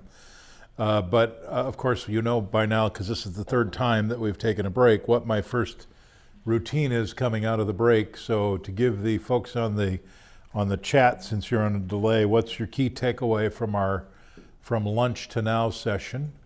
And then I'll ask in this room as well, but think about that, and if you're at your desk and you can start typing in now, what's your key takeaway from lunch to now? mine's easy. I already know Ginger's. What's the problem? Well, you say, uh-oh. I hate it when a technical guy says, uh-oh. Yeah. When an IT guy says, uh-oh, that's bad. IT people and doctors should never say uh-oh. Yeah. Here in the room. Uh-oh. Yeah. Doctor looks at the chart and says, uh-oh. What? Oh, no, my wife just texted me. I can't make it for dinner tonight or whatever. Yeah. Uh-oh. Okay. Austin says business dollars versus personal dollars. Very important to realize. Yes, it is. In fact, that's Ginger's number one. She said had she known that when she started her career, she would be making a lot more money now. Double what you think the client should spend. Know their financial attention span. Okay, the money is resonating. The money, ask for more money, Kristen says. All right. Paul, what's yours? Only because it applies to a lot of aspects of negotiating. To ride down Is easier than the ride up? easier than the ride up. It's the same as like the ride down on asking for an annual versus 26 weeks. The ride Right. ask for more, and the ride down is easier. Amber's calling everybody else a copier because they're taking her idea of the money. Nikki says the expiration date on the proposal, that was one of those little hidden gems. Kim Johnson is in the room, everybody. What a stalker. She's our director of sales at the RAB and the one you'll have contact with if you want to buy things, but she always says, uh-oh, when Jeff calls her. Nice. Lead with the story, support with the data. Need to do that more. Understanding their spending power, get more money. Yeah, Jordan, don't encourage her. Cut it out. Jordan is encouraging Kim. Kim? That's more sugar, by the way. Money add Wait. No, oh yeah. Now Jordan has gone from sugar water to cancer in a can. He's got Red Bull for his wings. Am I putting you to sleep? No. Do you really need Red Bull to make it through the afternoon with me? Kim, don't answer that. And by the way, Kim, shouldn't you be on the phone talking and engaging with clients right now? It's only, what time is it in Denver right now? They're 3 hours behind. So, she's on her 3-hour lunch. So anyway, okay. Harvard folks are too smart. Ha. Yes, they are, aren't they? Okay, so let's go forward here and have a little fun. We're going to talk about creative. My clicker's not working. You want to give me the screen back? Jordan, can you give me the command again? Oh, yeah, sorry. Thanks. So we're going to talk about creative, and I start this by, again, giving great accolades to Yaman Koskin, who runs Cash by Creative and Yaman Air Creative. He has been engaged with your company for, do you know how many years, Paul? He's since I've been here. So. He's absolutely unbelievable. His team, I've been to his DC office, I've seen his studio. In fact, a little known fact about Yaman Koskin is the soundboard that I have in my Oshkosh office, Yaman gave me. It was one of his leftover soundboards. He didn't have it, need for it anymore. He said, "You want this sound?" I said, "That's a really nice board." He said, "I'll ship it to you." So I have, when I do live presentations and I do webinars, Yaman is to credit for how good I sound, or if I don't sound good, blame him. But it's through that radio board. Okay, Amber also saying a word that can change your life. The word is, what's the word? Whenever anything bad happens to you, you're supposed to say, "That's inconvenient." Right. And that German psychologist name? Oh, you wrote. Oh, you read it. You're getting smart. Okay. All right. So Yaman Air Creative, Cash by Creative, is the service that does. Do they do all of your work, Paul, or do sellers use them from time to time? No, sellers either mostly use them, but they also have talent in their own building that will also do spec spots. Okay, so you do specs. CBC is the only company I think any of us use. But some of you in the room actually do write your own commercials and don't use the service. Okay, Sure. So we're going to give you some of the rules that make magic happen for clients and talk about creative concepts that drive traffic into retailers. Something happened in the middle of March. It was called the COVID pandemic. But something worse than that happened is that everybody responded the same way.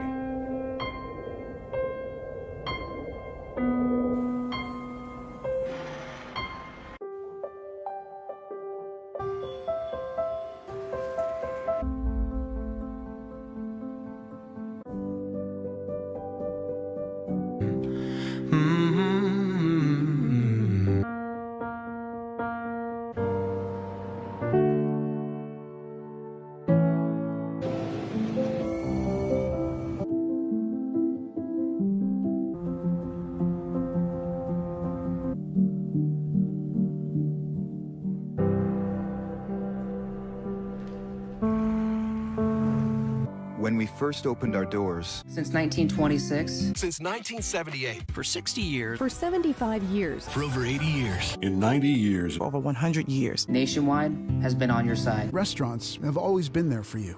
Nissan has been with you through thick and thin. We will do what we've always done. Take care of people.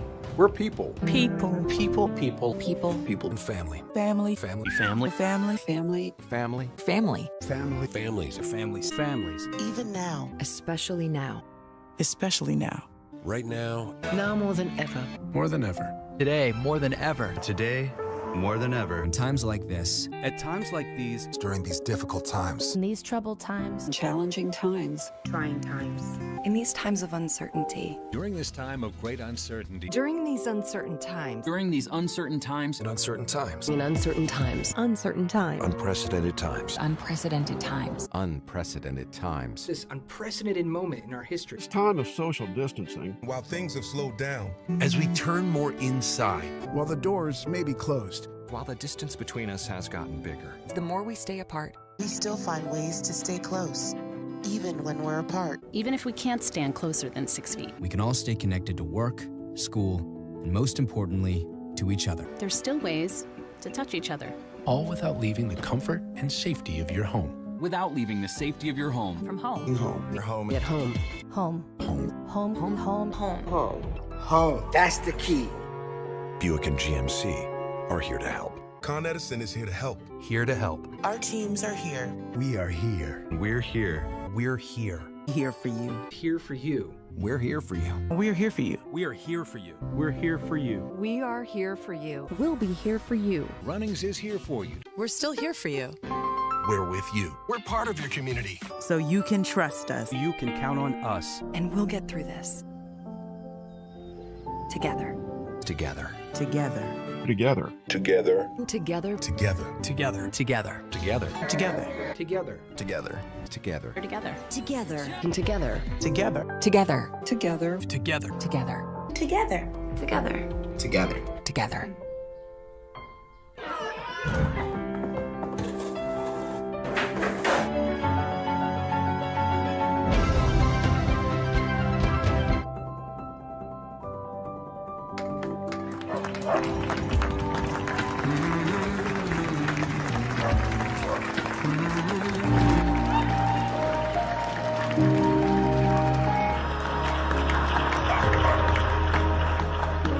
MasterCard. So I guess I don't have to make you sit through the rest of that, but pretty shocking, isn't it? I've never before in my lifetime seen cliches happen so quickly. Now everything is being evaluated through the lens of we're in this together. We'll do this together. And what was fascinating to me about that was the music, the piano music on all of the commercials. So you would almost think that all of the big ad agencies in New York and Madison Avenue got together and said, how can we all sound the same? See, that's the problem with ads like that. Did it stop? It didn't stop? It's still playing? It stopped. Okay, there we go. So the problem with ads like that is that they all start to sound the same. So how would you differentiate any of those customers on the radio without visuals? If you didn't see the name of the company, you wouldn't have known the difference.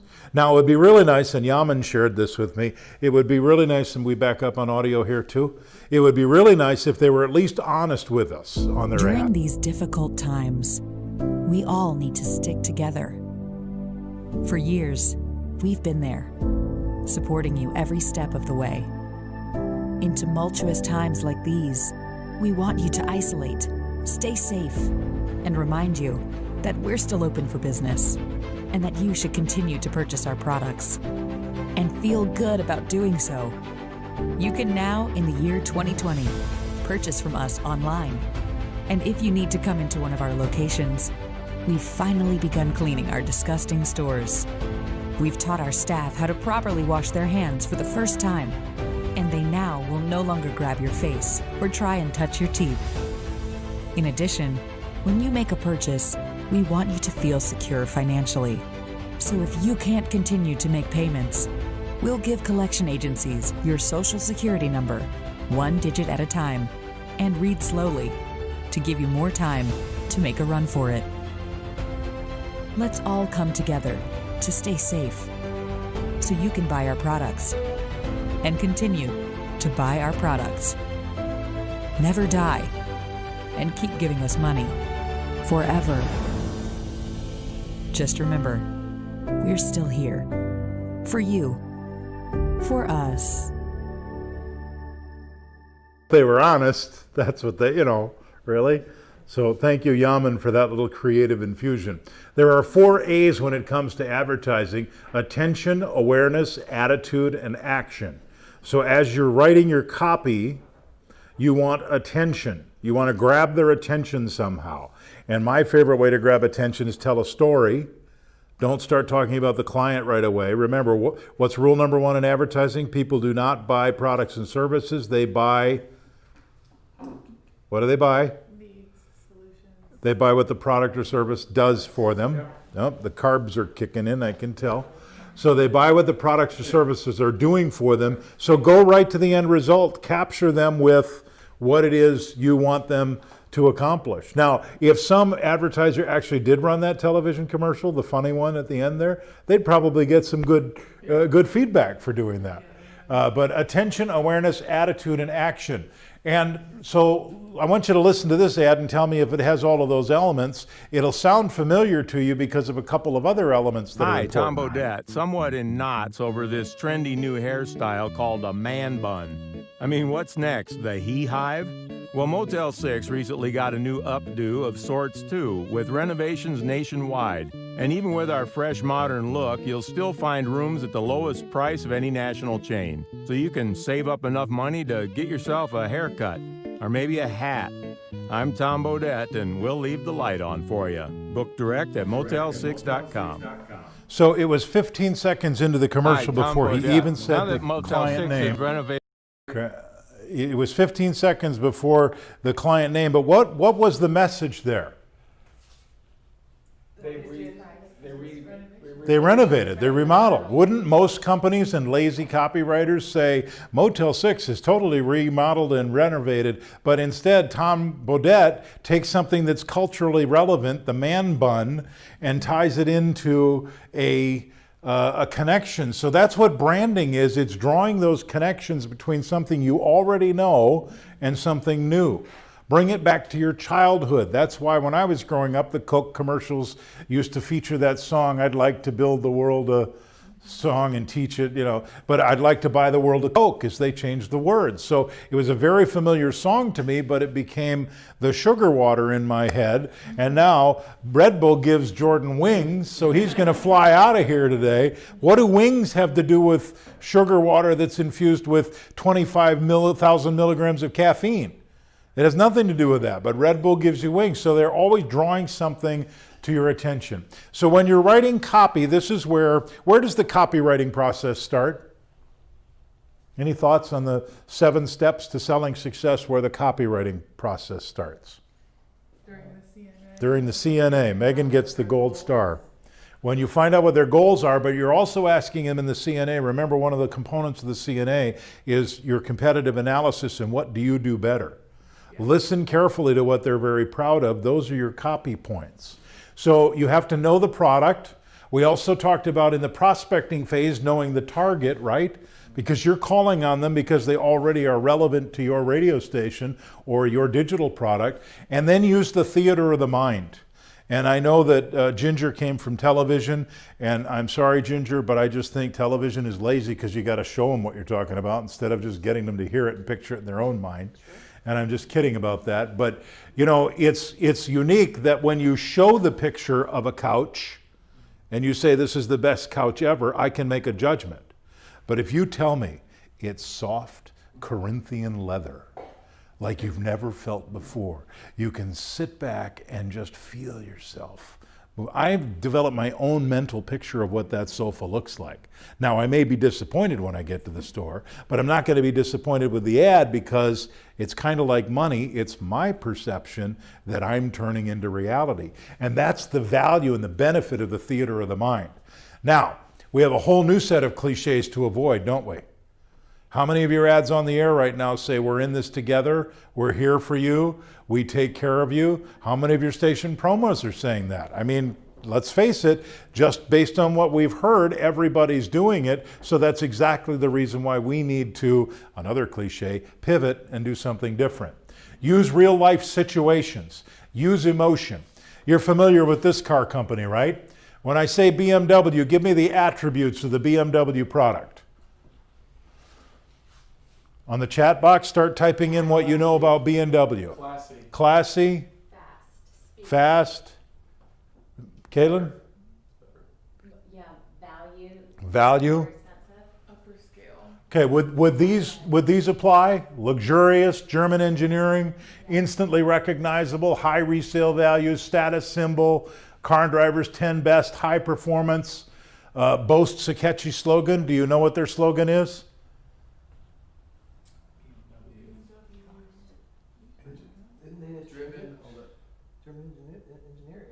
No. The ultimate driving machine. Yes. And Mercedes used to be, some things are too good not to share when they talk about their sharing their, and they're safe, right? So now let's listen to this BMW ad and check off all of these things. So you would think with all of these attributes to the product that they should be talking about them in their radio ads, right? Right? I mean, if you're a normal copywriter, you're going to focus on these attributes. And so you're going to hear these words in this next ad, right? Okay, sure. Let's make sure. The name of your first dog. The difference between red and green. The laws of gravity. The Your feel brain, of your favorite it shirt. stores everything you know, The way everything you butterfly feel, looks. everything you've ever The done. way it feels to hold a baby. The smell of fresh baked apple Yet it's pie. protected only by your skull, Where you went made up on of your bones a first date. few fragile millimeters The thick. sound of your mom's voice. Which means that in a severe side-impact automobile collision, where 43% of those injured receive injuries to the head, you are completely vulnerable. How to slow dance. All the things you are can be taken away in a single The instant. face of someone you love. The taste of a Unless you ripe happen to be in a BMW 5 or 7 Series automobile. They have a cushioning device that shields your head in a side-impact collision. It's called the BMW Head Protection System, and it's the only one in the Your world. child's favorite nursery rhyme. Without it, imagine what you could The lose. sound of a home run. and even the number of steps to your front door. BMW, the ultimate driving machine. Wait, they had all of those attributes, and they only focused on one, safety. And they didn't talk about the technical features of the head restraint system. They found a unique way to tell a story and dramatize the point. See, branding is finding your point of differentiation. Any Roy Williams fans? Branding is finding your point of differentiation and dramatizing it. And dramatizing it means telling a story. Okay, so now the other thing that we have to do in ads is we have to make it personal. We have to speak like human beings, real life. You've all heard the ads. Hey, Susie, where did you get those glasses? Well, Jane, I got them at Lens Crafters, or whatever you've heard those testimonials, or where it's like trying to make two people talk. But again, try in this commercial from Compass Bank, try to figure out what the point of differentiation is for Compass Bank. Thank you for calling the River Chase branch of Compass Bank. This is Janine. English. Hello, can I help you? Customer service. Sir, can you hear me? This is Janine at the branch. Can I help you? 008451. Oh, darn it. Start again. Hello, sir. Can you hear me? Customer service. Sir, this is Janine at the branch, and I would love to help you. Is there anything I can assist you with? Checking account. Sir? Hello, sir? Start again. Sir? Actually, this is not a recording. You've reached the branch. Is there anything I can help you with? Start again. Have people forgotten what it's like to speak to a human being? Open a Compass free checking account and we'll provide you with the list of friendly, real people and their direct numbers for your local branch. What's more, we don't charge you ATM fees, no matter where you withdraw your money. Compass Bank, just a little better. Limited time offer, $25 minimum opening deposit required. Member FDIC. What's their point of differentiation? You're going to get a live person, and it's going to be a personal experience. Exactly. And how was that for dramatizing that point? How many of us have gone through auto robocall hell and tried to get through punching numbers to get to the right place and starting over? So there's a quick way in 60 seconds to dramatize that point without saying we have live banks. They made it real. They made it personal. It was theater of the mind. They used sound to trigger mental images. There's another car company that's no longer in business. Maybe this is not a good one to continue to use, but think of an experience from high school, or remember, branding is simply linking memories, linking something you already know to something new and making you feel good about it. Think of action words. Think of some of the smallest details. Think of preparing a few sentences that create the mental image or event or experience. Again, I'm sorry this company's out of business, but tell me how they did. Sorry, I didn't hear the door. I was in the kitchen sharpening my steak knives. You are? I'm Brian. I'm here to take out your daughter. She'll be right down. Brian, can I show you something? What is that? Hummer, sport utility truck. You like trucks, Brian? Sure. This one can scale a 16-inch vertical wall, cross 20 inches of water, and traverse a 40% side slope. You see, Brian, I'm the kind of man that accepts absolutely no compromise whatsoever. What are you, Brian, 6 feet? Yeah? Did I mention it has a 72-inch bed in the back? No, sir, you didn't. Well, it does. And that's with the tailgate closed, so I can take something about your size right to the middle of nowhere. And I do mean the middle of nowhere, Brian. Brian? What time will my firstborn be home tonight, Brian? 9:30, sir. Perfect. Introducing the H2 Sport Utility Truck. 1/2 SUV, 1/2 pickup, 100% Hummer. See your dealer for a test drive today. Hummer. Well, here's the beauty of that. At least this is my opinion. He gave a laundry list of unique features about that truck, but he did it in such a way that you didn't even know he was doing it. It can scale a vertical wall at 16 inches. It has a 72-inch bed. All of those things, most car dealers or most copywriters would just talk about those things. But in bringing, I'm sure your husband-to-be has a story about meeting your parents for the first time, maybe. We all have those horror stories of meeting dad and wondering what that experience is going to be like. And so they're taking a memory, your first date in high school, and they're bringing it into Hummer and making you feel about feeling good about that. So sell products, results, sell the benefit to the listener, because the listener buys what? Not a product or service. What it does for them. They buy what the product or service does for them. Support the benefit with a feature.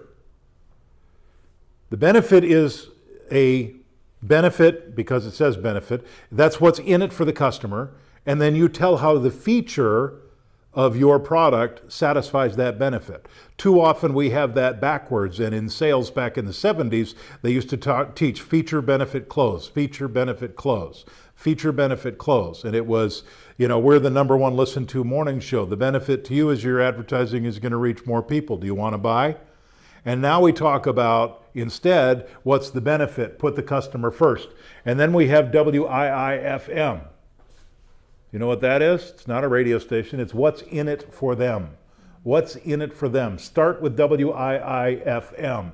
Get the listener to dream about the results of having the client's product or service. Think about that BMW commercial. Does that not make you feel like if you need to be safe, you need a BMW? Okay, so listen to this one. This one's a little difficult to follow because it's two-voice. It's very creative, and I may have to play it twice for you to get it. But I want you to listen very carefully to how they did this. 74-year-old Howard Arts went to the doctor for a routine checkup. 74-year-old Howard Arts went to the doctor for a routine checkup. It was discovered he had an aortic aneurysm. It was discovered he had an aortic aneurysm. He was rushed to a hospital. He was rushed to Mount Sinai. Doctors said the operation could be devastating to a man his age. Doctors said the operation was routine, even for a man his age. He was afraid to undergo such extremely invasive surgery. He willingly went ahead with non-invasive surgery.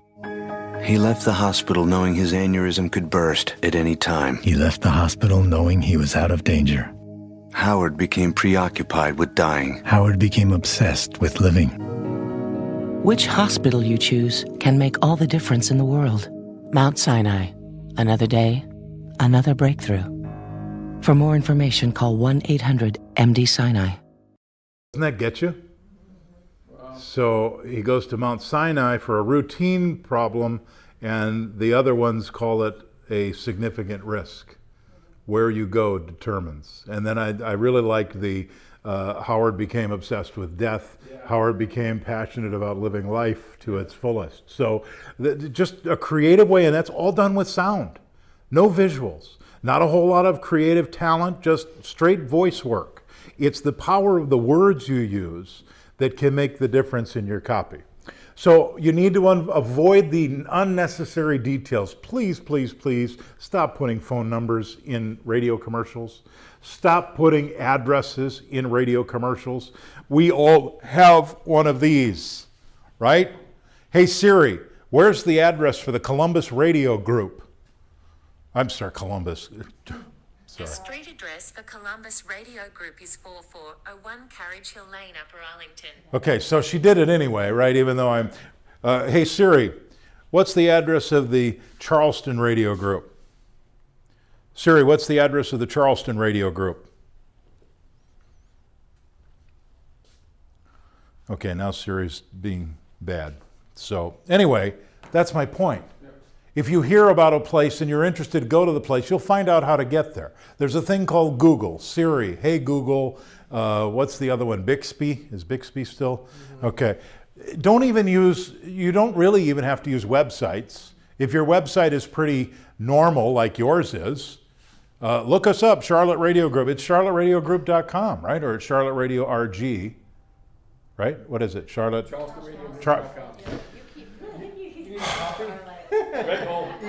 Give me some wings, brother. Give me some wings.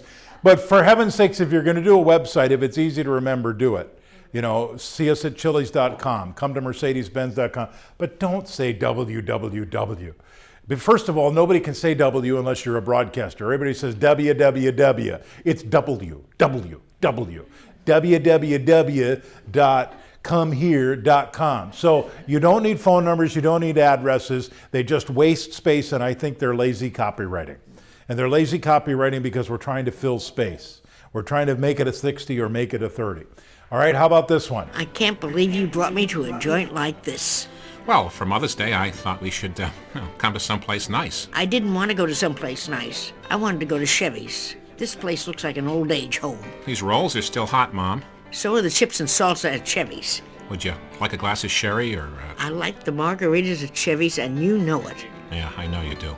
I've heard the Swiss steak here is wonderful. Looks like a cow pie. Will you please keep your voice down? Give me the steak fajitas at Chevy's. You know, I don't think all that spicy food is good for your digestion. My digestion is better than yours. I can burp the alphabet. Please, Mom. Don't stop. Well, here we are at Chevy's. This is more like it. Someplace with a little life. Well, I hope you're happy. I could use another margarita. I don't know if that's a good... waitress? Chevy's, Fresh Mix, for all the special times in your life. Now, the one thing that I really give them credit for is that was risky, because remember at the beginning of the commercial they said, I wanted to take you someplace nice, and she said, I didn't want to go to someplace nice, I wanted to go to Chevy's. Yeah, so that could have been risky, but it wasn't saying Chevy's is a dump, it just means it's a fun party atmosphere. And again, we've got two voices, just a little bit of music and sound effects in the background to make that happen. Again, these cliches.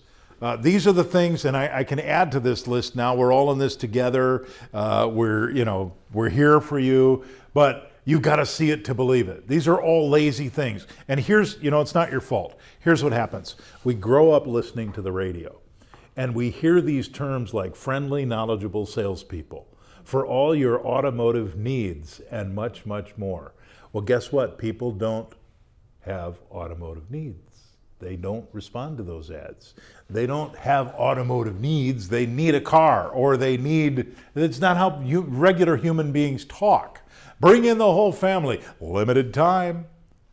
You've heard all of these cliches. So that's more on the direct response stuff with all of those cliches, but you need to avoid those cliches. What about the client who wants to do their own ad, and the client isn't very good? Now, I'll say right up front, I am a big fan. Nobody tells the client story better than the client.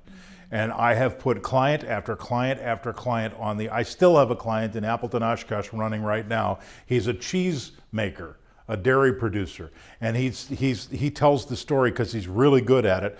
And at the end of the commercial, there are elements that are always the same, okay? How many times does McDonald's change the color of the golden arches? How many times have they changed it in your lifetime? Never. It's always been Pantone 186 yellow, right? And the red is, I think it's 386 red, but the Pantone has always stayed the same. They would never think of changing the logo. It's the golden arches and the red thing. But yet with radio, we change voices, we change music, we change everything all the time. We don't build any consistency. So color is the equivalent of voice. So find the talent in the building and have that same talent do the ad all the time. The logo and the font that is used in a logo is similar to your music selection. Always play the music. Now, if I went back and played that Motel 6 ad, every ad has Tom Bodett and that little diddly folk songy, you know instantly when the first note plays that that's a Motel 6 commercial. And you're actually looking forward to the story that Tom Bodett is going to tell. Now, how many of your commercials are so predictable that as soon as the music plays, they know who that advertising is for? It's the same as your logo. And so you need to have those consistency. And then what we call in the words, we call them the brand, the strategy words. Okay, so Chuck and I used to talk about bricks and mortar. The bricks are the building blocks to the campaign, the stories you tell. The mortar is the stuff that holds it all together.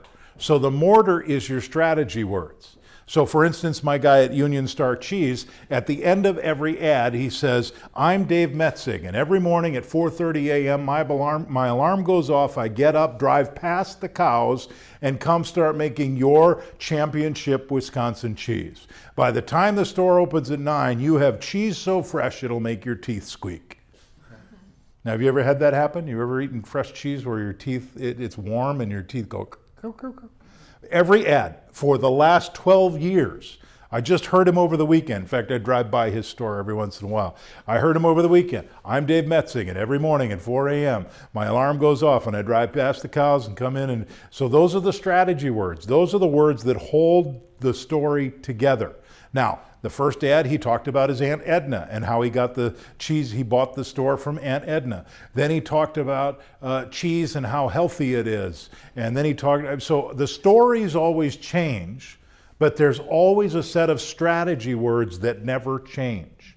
And the mistake is we call that a slogan line. It's more than a slogan. It's more than a slogan. It's a whole feel of the ad. Can you think of any others that have, beyond the slogan, a feel for themselves? I mean, right now we hold it, we think about it in terms of slogans, which are fine, because those are strategy words. What's Farmers Insurance? They have two things going on in theirs. Boom, now you're all singing it, right? Singing the jingle, but we know a thing or two because we've seen a thing or two. Those are their strategy words. Like a good neighbor, State Farm is there, you can complete the sentence. And you can't do that for many companies, right? Because what happens on Madison Avenue is when a new advertising agency takes over, they say, oh, this isn't working, we got to change the creative. Well, that's disastrous. How about just making it better, right? So we're back to the client who wants to be the talent. And I'm a big fan of clients being the talent because they tell their story. And Dave Metzig does a great job. Carl Roman at Hangers Cleaners did a great job telling his story. There are lots of local clients that are real, authentic, and don't sound like they are reading to your audience. If they sound like they're reading and they get real nervous, then it's not a good idea to put them on the radio. But they're paying the bill. So if they say, I've got to be a part of the commercial or I won't buy it, what do? Well, you make them part of the ad, but only a little part of the ad. You get creative. Recently, Jim Paul of Valley Olds Pontiac GMC was driving to work when... Gee, look at that. He noticed a large, inflatable gorilla floating above another dealership. He'd noticed several of these inflatable devices above car dealerships lately, and he asked himself some questions. Did anybody ever go into that dealership and say, "Great gorilla, makes me feel like buying a car"? Why don't other businesses use gorillas? Would people be more apt to buy, say, a new home with a gorilla tethered to the chimney? 3 bedrooms, 2.5 baths, sun porch, gorilla. Would people have more confidence in the doctors if a medical clinic featured a gorilla on the roof? Without car dealers, would there even be an inflatable gorilla business? Right then, Jim Paul made an important, courageous decision on behalf of his fine dealership. I don't think I'll get a gorilla. Just 8 miles south of the Met Center on Cedar Avenue, Jim Paul's Valley Olds Pontiac GMC, a car dealer for the Times. Guy that obviously they deemed horrible to be on the ad, and they gave him 2 parts. Gee, look at that. And I don't think I'll get a gorilla. So for those 2 sentences, he did just fine.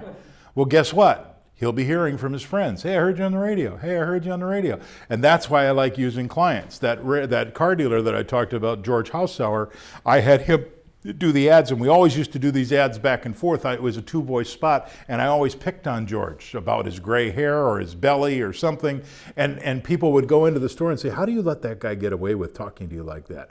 And it was all of our shtick, right? And then one day, I kind of in a Tom Bodette moment, I called, there was this appliance store in our town called American TV and Appliance, and the owner of the store, Len Mattioli, used to call himself Crazy TV Lenny, because he did all these TV commercials and he was really goofy in them. And I said to George in the studio once, I said, you know, if there's a Crazy TV Lenny, maybe there should be a Radio George. And he said, nah, that's stupid. I said, let me just try it once. Let me say Radio George. And I said, Radio George, and it caught on like wildfire. He went to church that week and everybody's going, hey, Radio George, hey, Radio George. He changed his business cards from George Hausauer to Radio George Hausauer at Van Dyne. Now, when times got tough, guess what he didn't cut? Radio George Hausauer. So that's how you can handle clients. And clients are really good to be on the commercial, but they have to be good at it. They don't have to be professionals. They don't have to have the deep resonant voice, but they have to be articulate, clear. The biggest problem is clients think their kids and grandkids are the best thing in the world and they want to put them on the air, and their kids aren't. They understand them because they're around them all the time, but it waters down the message if you let them put kids on the air just to be goofy. Now, I had one client, Walt Tack at Jetstream Car Wash. His entire family was part of the ads, and they always pulled it off really, really well. But I had another one, a carpet store that wanted to put her granddaughter on, and you couldn't understand her. She was like, and it's like, what did she just say? Well, of course she said this, that, and the other, whatever. And so you have to be very careful about that. Again, you don't want that grumpy face on your screen again.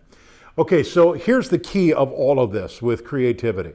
If you recall the ads that we've just shared, they've picked one attribute of their product. One message, one idea, one commercial. You cannot continue to try to put 20 pounds of Schmidt in a 10-pound bag. That's where the vocals get fast and you can remember nothing. I don't know who said it, but if I throw 7 tennis balls at you, you can't catch any. If I throw 1 at you, you'll catch it, right? We're trying to go after mind share. So focus on one message. Clients say, yeah, but look at BMW. Yeah, but we've got German engineering. Okay, we'll do that in the next ad. We're going to focus on safety on this one. So what's the word they're known for? Safety, engineering, but it's because they built it one brick at a time. If you have more than one concept in your ads, you're going to confuse people. And so you have to discipline that. This is where you tell them that you're the expert in marketing, they're the expert in business, and they need to trust you. Because this is based on years and years of research and experience, one idea, one ad. Andrew says mayhem is another one. If I say mayhem, that's the word this company owns. Who's that company? Mayhem. Allstate. Allstate. And their slogan? You're in good hands with Allstate. Okay? So you're right, Andrew, that's another one. All right, so one message, but that's I love those ads. The Mayhem television ads are absolutely fantastic. The most recent one where I'm your 300-pound St. Bernard, and he goes over and he licks the lady's face. It's like, not in a COVID world, please. As hard as it may be, you have to push back on clients that want to give you a laundry list. Now here's another one that's extremely creative. If you're familiar with the classified section of the newspaper, you probably understand this message quite well. You see, in the classified section, everything gets abbreviated. Consonants, vowels, prepositional phrases, the very building blocks of our language are thrown right out the window. And that makes it difficult when you're trying to sell your car. You've got a limited amount of space to work with, and by the time you abbreviate the description of your car down to a couple of fragmented sentences, it sounds less like a car and more like a Bluck sedan with sniffed like new condition lemals. No wonder more people are selling their cars through eBay Motors. They can post unlimited text and photo descriptions, and with a nationwide marketplace, they're likely to sell it for more. Plus, both parties can be covered by eBay's Vehicle Protection Program. Buyers are happy, sellers are happy, and no one's abbreviating. eBay Motors, a better way to sell your car. Isn't that fantastic? And did you notice that he started going longer with the words when he started talking about eBay? But dramatize the point, doesn't it? So, the more you tell, the less you sell.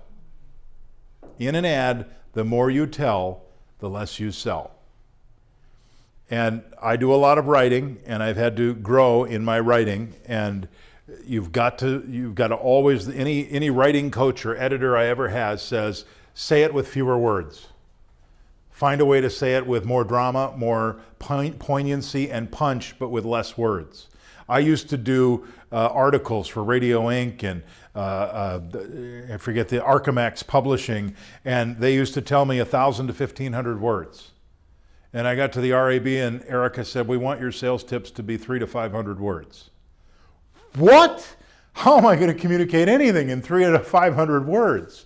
Well, I'm a much better writer today than I was just 3 years ago because I go back through everything and cut out the superfluous and unnecessary, and it really helps to dramatize the point that it is that I'm trying to make. So the more you tell, the less you sell. And these are examples of commercials that I'd be playing for clients if they're fighting you on this and giving you pushback. And these are great examples. There's lots of examples on RAB.com. Yaman has a zillion commercials available to you in Cash by Creative and his whole stable of talent, and they really can do a great job. They know this stuff inside and out, and all they need is a good comprehensive CNA and a couple of key points, and they'll go to town on it for you. Even your video pre-roll can be exciting and creative. Do you sell your video pre-roll on your stream players? You have it available, let me put it that way. It's available, okay? Well, how about this? Now remember, hold on, I'm gonna go back.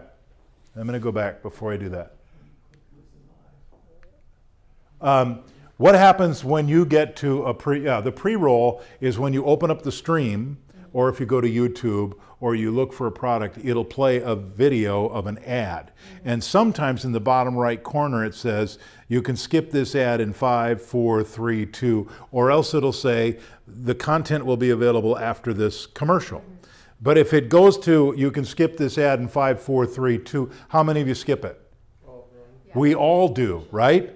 But would you skip this one? Don't thank me. Thank the savings. You can't skip this Geico ad because it's already over. Geico. 15 minutes could save you 15% or more on car insurance.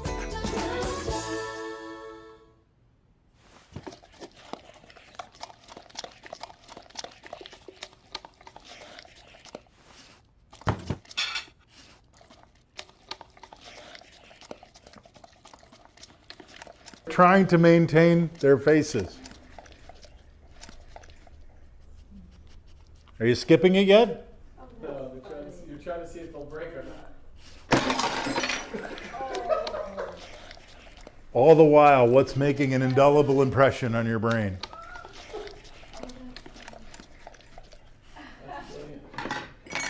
Look at the husband and wife's eye exchange. He's trying his best.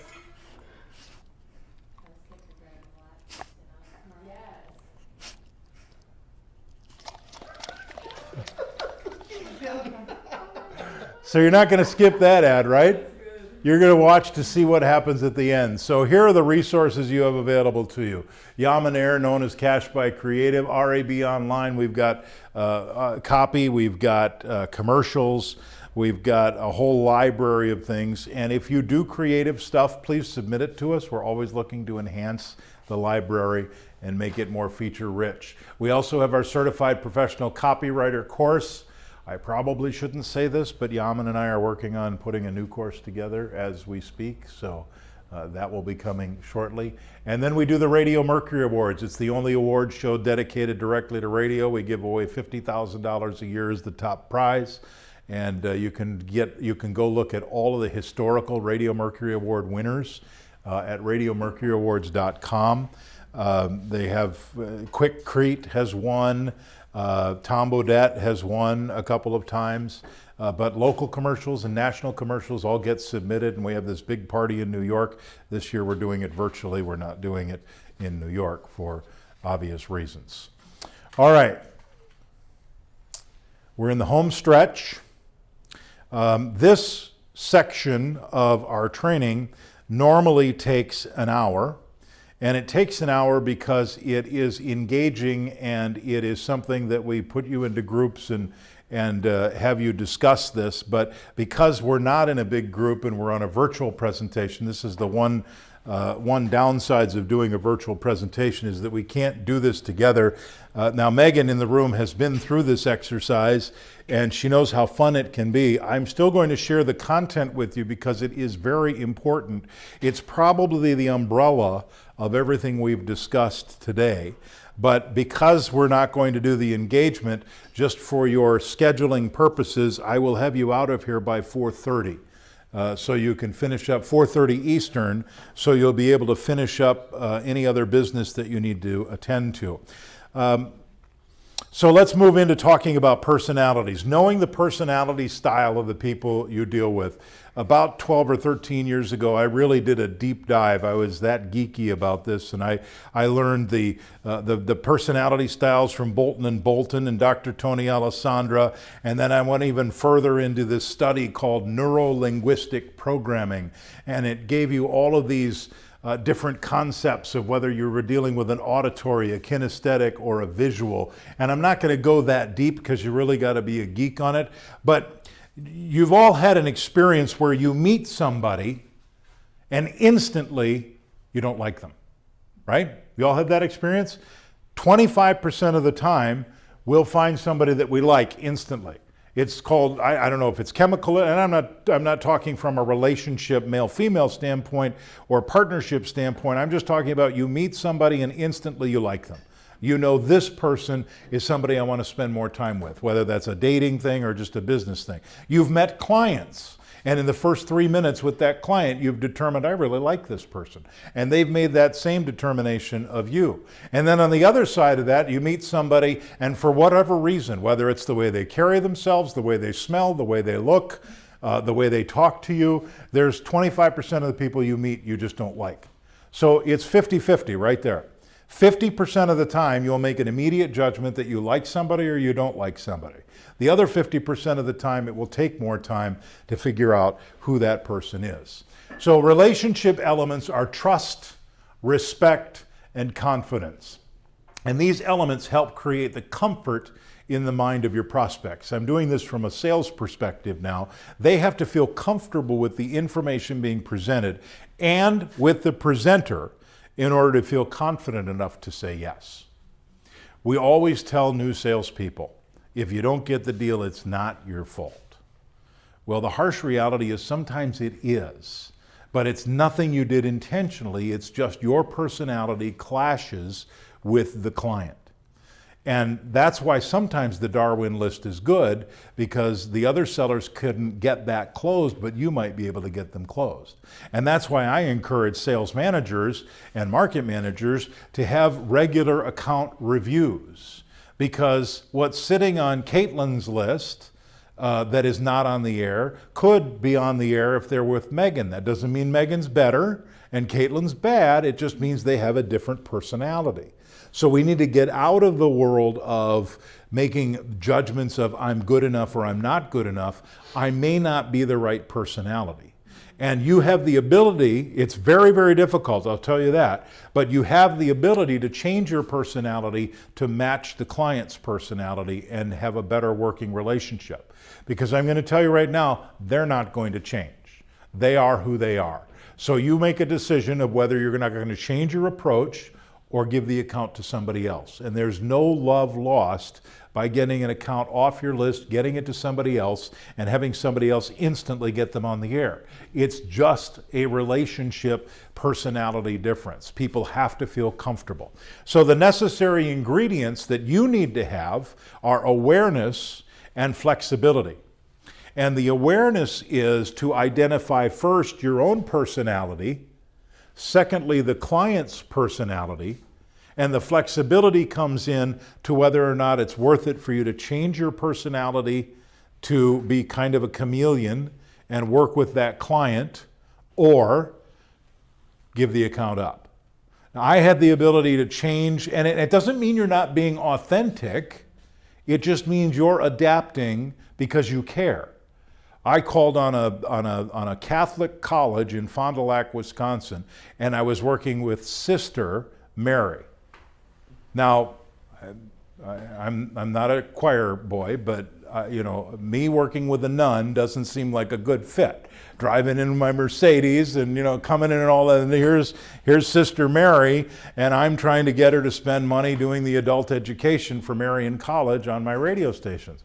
Well, I learned in that very first meeting that I needed to change my approach if I was going to get anywhere with her.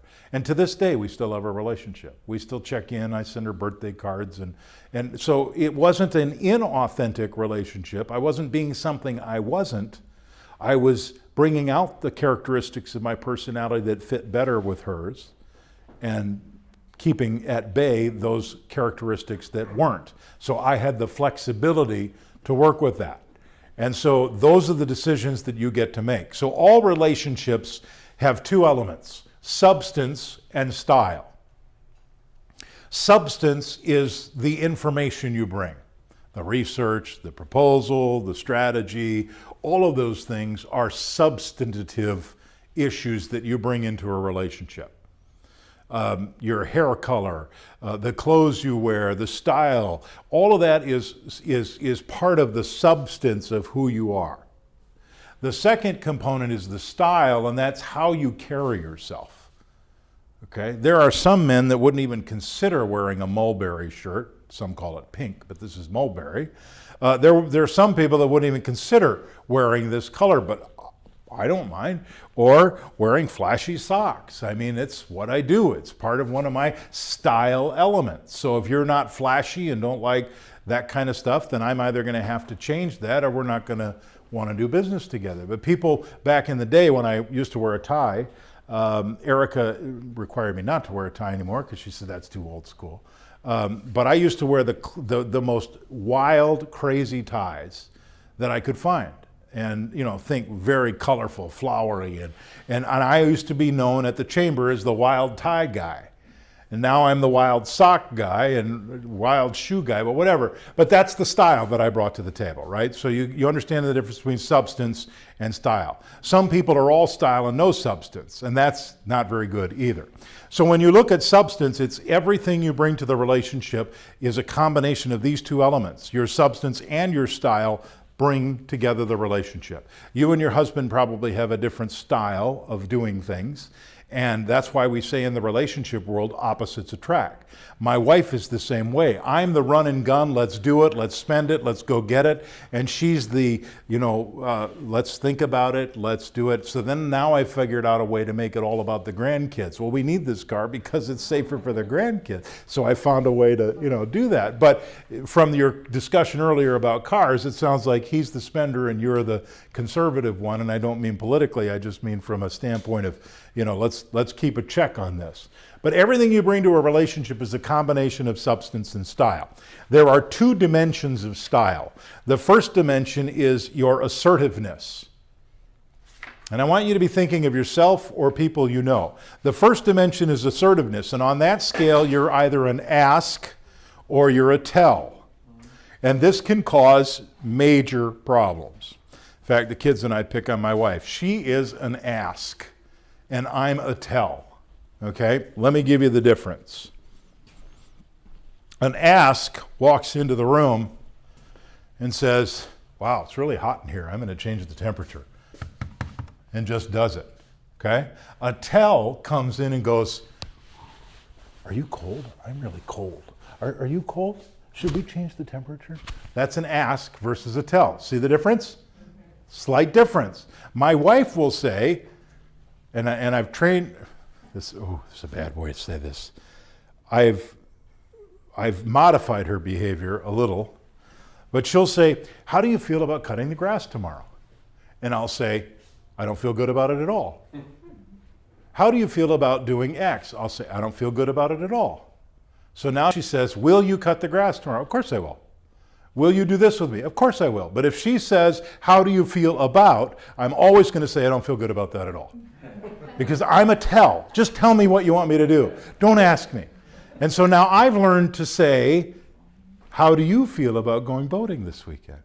Instead of, let's go boating this weekend. Because she needs to be asked, I need to be told. So the perceived willingness to influence the thoughts and feelings and actions of others. Are you willing to tell people what to do, or do you have to ask them what to do?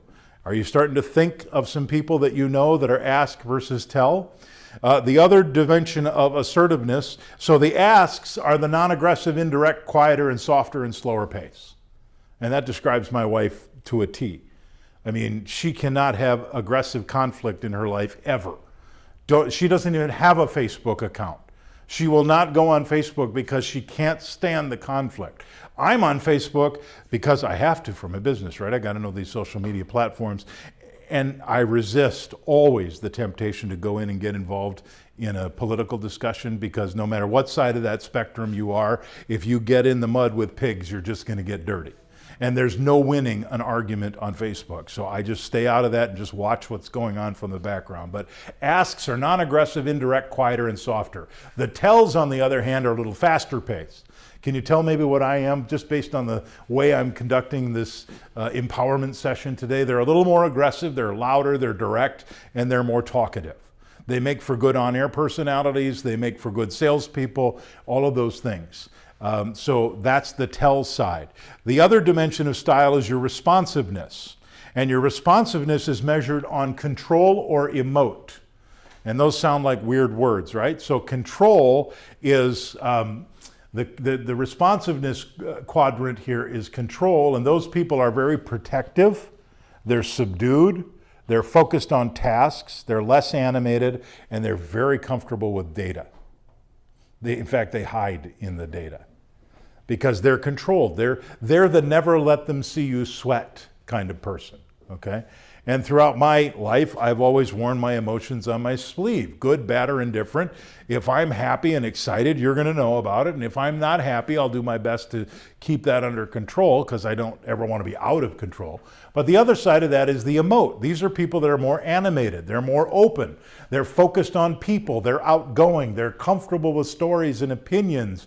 And they love to engage people. My wife gets recharge out of private time.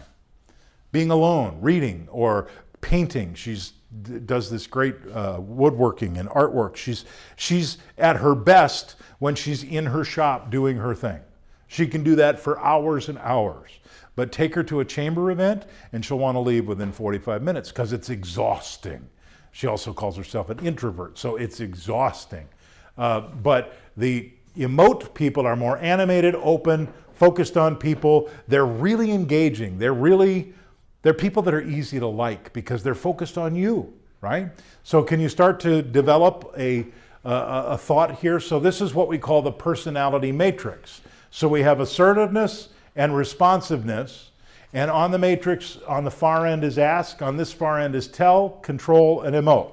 So now let's dig into the individual personalities. I'm going to give you the scientific labels from Bolton and Bolton and Tony Alessandra at the end. But for now, at the RAB, we like to make everything easy, so we're going to talk colors. The grays are high ask and high control. So let's look at the characteristics, or the greens are high control, high tell, and the blues are high ask, high emote, and the reds are high emote, high tell. Okay? So let's look at those individual characteristics. A gray is an ask, and they are detailed, serious, orderly, exacting. If you aren't a gray, you often see them as picky and critical. Accountants, business managers, people that deal with numbers, CPAs, are often grays. They are very detailed, very serious, very orderly. In our organization, Van Allen is the CFO, and his desk is immaculate. He has an office in New York, and he has an office in Dallas. And when he's not in his Dallas office, it looks like an empty office.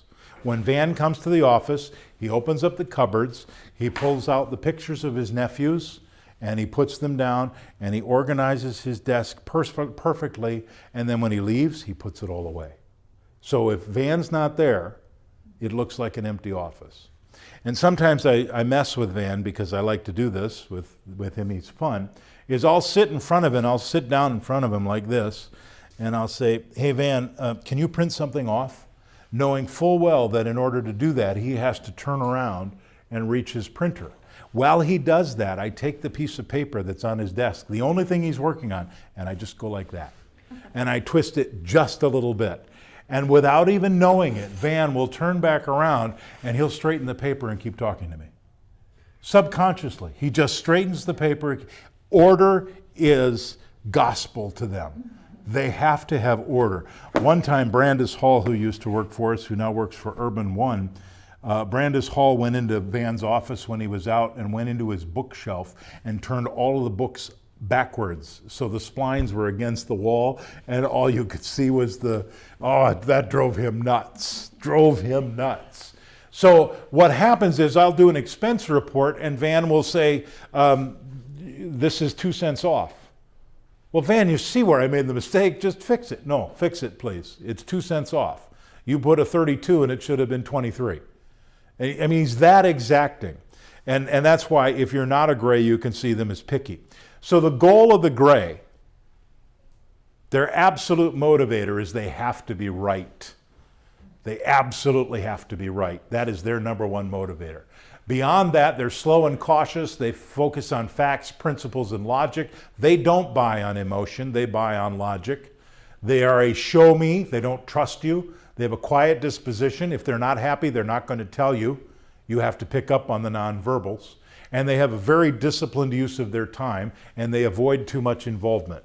At the Christmas party and at the radio show, you'll see Van in the background. He won't be out front greeting guests and talking to people like those of us that are not Grays. He'll be in the background. They're very thinking oriented. You know any Grays? Got some pictures in your mind of a Gray or two? Caitlin, do you know a Gray or two? Maybe? Very minimal. Maybe, okay, all right. Let's go back now and let's take a look at the next, and those are our greens. Greens are typically market managers, sales managers, decision makers. They are high on the control and high on the tell. They are strong-willed, independent, decisive, efficient, and practical. Some call them controlling and pushy. And these aren't, I mean, I know some of these sound judgmental, but they're not really. It's just a definition of the personality style. Greens make good managers because they're independent, very strong-willed, and very efficient. So a green will come home from work and his wife or her husband or partner, I have to be politically correct, will say, "How was your day, honey?" "Well, the average person in America makes 22 decisions a day. I made 73 today, so even if half of mine are wrong, I did better than everybody else." So they are very into keeping score. Strong-willed, independent, decisive, efficient, practical. Phil Fisher, who I talked about earlier, was a green. Phil, I'm looking for compassion. I'm looking for understanding. Phil, my billing isn't where it needs to be. That's your problem. What's their problem? See? So that's a green. So the green's number one goal is they've got to win. You can identify the greens on your client list by walking into their office and they have plaques of achievement. They have their college degree. They have their Salesperson of the Year award. They have all of these plaques on the wall that show all of their successes because winning is everything to them. Winning is the only thing, according to Vince Lombardi and all the greens. Then they want to take charge. They get right to the point. They focus on the present. Facts are okay in small doses. Car dealers oftentimes are greens. They will take limited risk. They want options, and they hate inaction. A green is the kind of person you will say, "I don't care what you do, do something. I don't care if it's the wrong thing, at least do something." That's a green. They are action-oriented, but their number one motivator is to, and what's the Gray's number one motivator? To be right. So right there you see the clash. You got a winner and you got the right, okay? Now let's keep going. Let's talk about our lovable blues. Our blues are askers and emoters. They are dependable, supportive, sincere, agreeable, willing. Those of you who are not blue will see them as indecisive and submissive. Blues tend to get taken advantage of, and I don't mean that in a bad way. I just mean the blues will volunteer for things that they shouldn't be volunteering for, and they'll run out of time because they can't say no to people. The blues are the most lovable people in the world, and they are very relationship oriented, and that really is their number one goal, is they want acceptance. So Gray's number one motivator, to be right. Green's number one motivator, to win, and the blues number one motivator, acceptance. The telltale sign that you're dealing with a blue is the candy dish on their desk. If they have a candy dish on their desk, they're a blue, because that's people bait. They're bringing people in. They are slow to take action. They're sharing their feelings. There's a client in our town that runs it's a combination bakery, whatever, store, and has some kids stuff. And she is like the bluest blue I've ever met. And I know this only because I watch her on Facebook. And she puts it all out there. "Oh my God, I got a bad Yelp review. Why are people so mean?" And she does this, and it invites other people saying, "Well, if you'd spend less time on Facebook, maybe." But they're quick to share their feelings. They really enjoy the one-on-one. They believe in the win-win. There isn't a win or lose. Greens win and don't care who loses. Blue can't win without a win-win. They prefer what's known comfort. They're team players. They avoid conflict. So there we have 3 out of the 4. Let's deal with the reds. Have you developed a blue? Do you know a blue? Ginger, do you know a blue? Okay. Megan, you know a blue? Are you a blue? I'm a blue and a red. Okay. So reds are ambitious. They're enthusiastic. They're confident. They're stimulating. They're fun to be around. They're the life of the party. If you're not a red, if you're a gray or a blue, you would see them as egotistical and disorganized. My desk, for instance, doesn't look anything like Van's. You don't even know what my desk is made of because you can't see the wood. You can only see the papers that are strewn about on top of it. But ask me to find something, I know exactly where it is. Okay?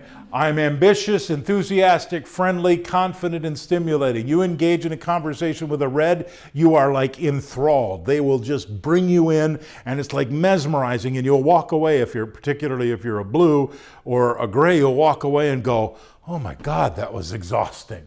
But while you're in the moment, it's unbelievably fun. The red's #1 motivator is recognition. The red has to have recognition. Above all else, they don't care if they win or lose, they care if you like them. And it's different than acceptance, which is the blue, but they have to have recognition. They want to be recognized for what they're doing. So they're going to have the plaque on the wall, but they're not going to have the achievement plaques. They're going to have the plaques where they're getting the key to the city from the mayor and they're going like this. Now, the green might have a picture of the mayor on the wall with the key to the city, but they're standing there like this. It's all the characteristics of what they do. A red will have all the people they've ever met that are famous on their wall. They have a picture of them and Bill Clinton, a picture of them and Ronald Reagan. They have a picture of them and Barack Obama. They have a picture of them and Donald Trump. They have a picture of them and Hillary Clinton or whoever famous people they've met, artists and stuff. They'll have pictures on the wall of all of that, and they'll be very excited about it, and they'll be very stimulated by it. They act quickly and instinctively. The red is the kind we call shoot, aim, ready. They shoot before they aim, they shoot before they're ready, but they're very, very creative. And they're very, very outgoing. And because of their magnanimous personality, they are seen as very influential. They're also very impulsive. The red is the kind of person, drives my wife nuts, that will make a decision and act on it without even thinking about it and just do it, because the red recognizes that there is no decision that's not undoable. So you buy this car, you don't like it, sell it, get rid of it. They hate to be isolated. So the reds right now in COVID are going crazy, right? Which is why I built a deck, because I couldn't stand being in the house. I did a retaining wall, I did a patio, I did a deck, I did all of this work because I can't stand being isolated. So I said the 2 ingredients that you need when you deal with personalities are what? Very first thing we talked about. Awareness and flexibility.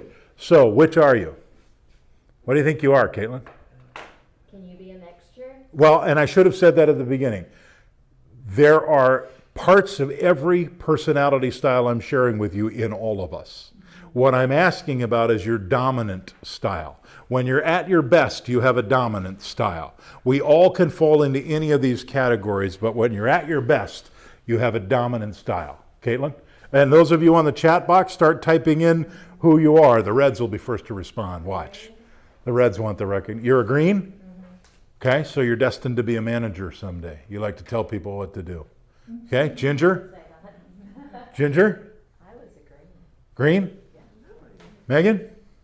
I swear I'm between a blue and a red, but I guess I'll go with blue. I think that's my style with like clients. Would that make you feel better if you were right? So you obviously are a blue. Yes.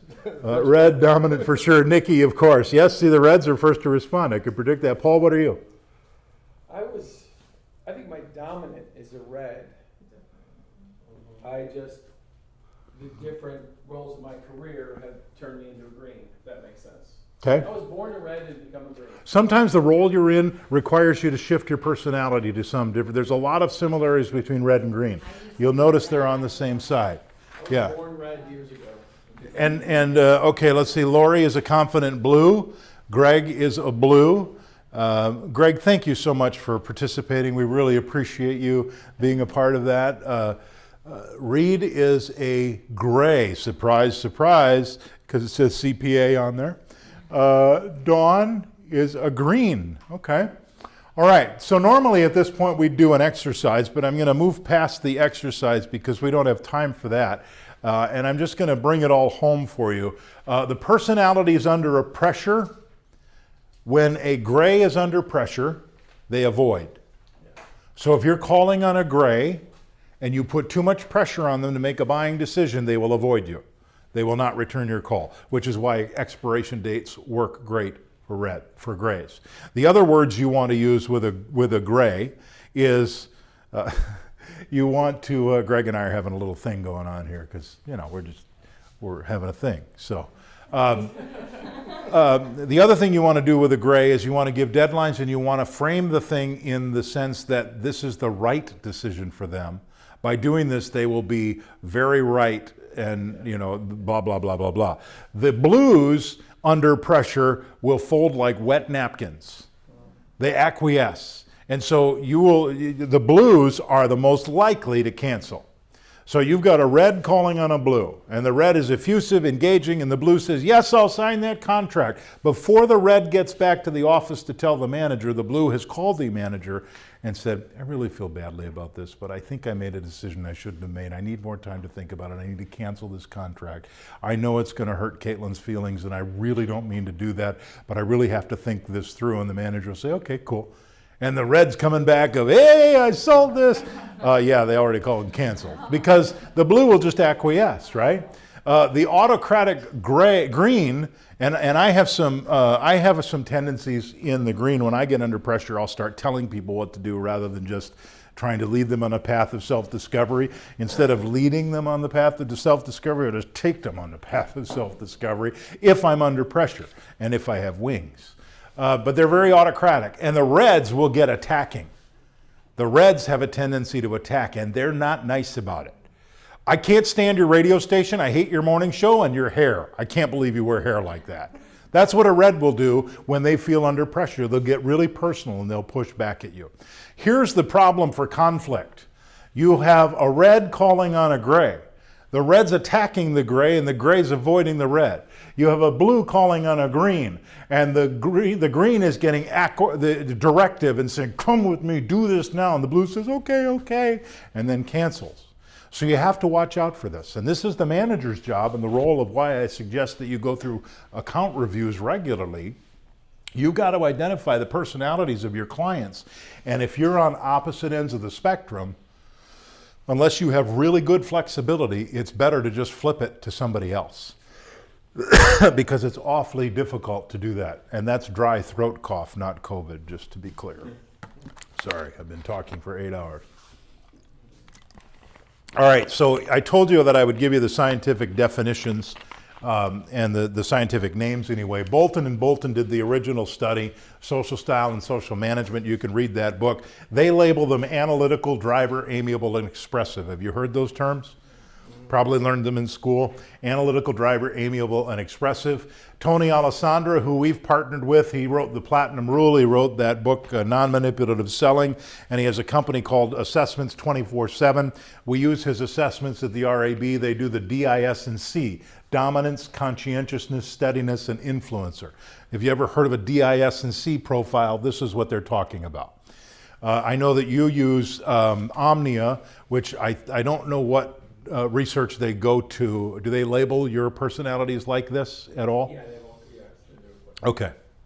So you can get assessments at RAB. Chris and I are talking about that just to give you another option. But again, those necessary ingredients are awareness and flexibility.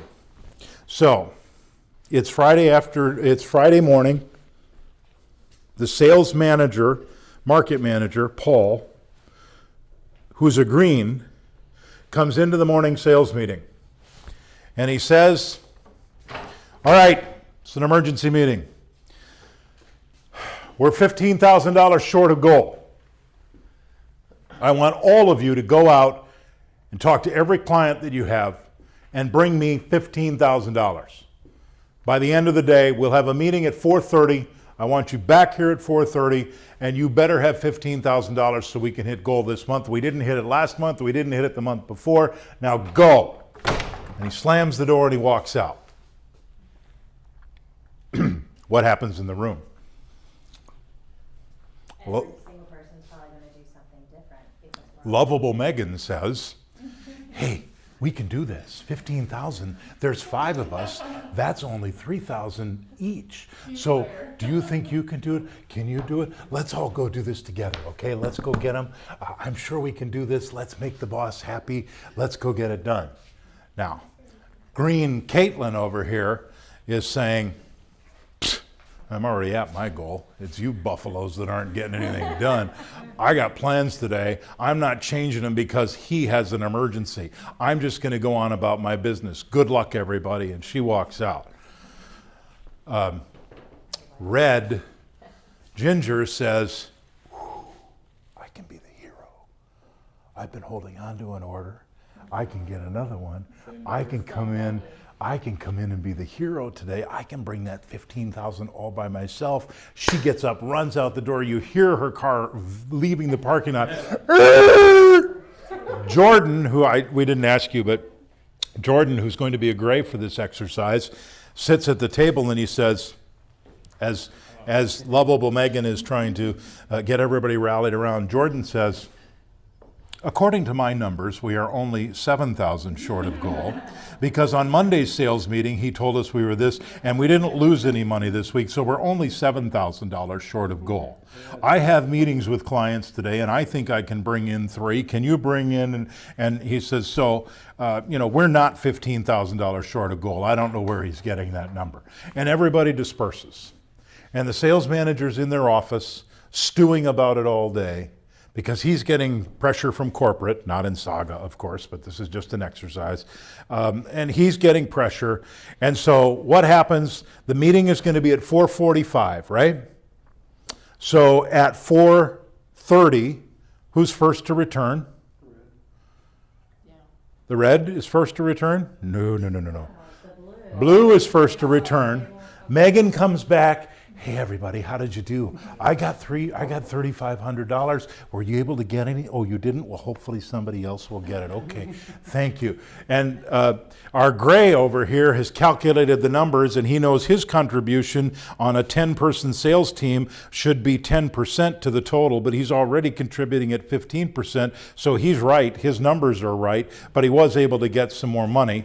Caitlin, the green, doesn't bother coming back. She's got plans for the weekend. I'm already over goal. I'm a star performer. I'm not coming back for that stupid 4:30 meeting. I'm going to be at the lake by then. Or I'm going to be out drinking expensive wine with my husband. So Paul comes back into the meeting room at 4:30 when the meeting is supposed to start. And who's missing? Ginger. Ginger's missing. And Paul says, how did everybody do? And all of a sudden you hear it. About 7 minutes into the meeting. And you can hear her outside, and she comes stomping up the stairs. I did it, I'm going to be a hero, ha ha ha, read it and weep. I saved the day, I got a $10,000 order. And now I got to take a picture. Here's the problem, you got to take a picture. She's already done the selfie with the client. We're the best. So she goes down to traffic. Traffic is typically a gray. And she stands there with traffic and she says, I am the hero. I'm going to be employee of the month. I got the front parking spot. This order needs to go in and start tonight. And the traffic person, very quietly and subduedly, looks at Ginger, turns around, pulls a piece of paper off the wall. According to this memo from Paul, dated March 15th, 2017, the deadline for orders on Friday is 3 o'clock. Anything after 3 o'clock has to wait till Monday. And the red goes nuts.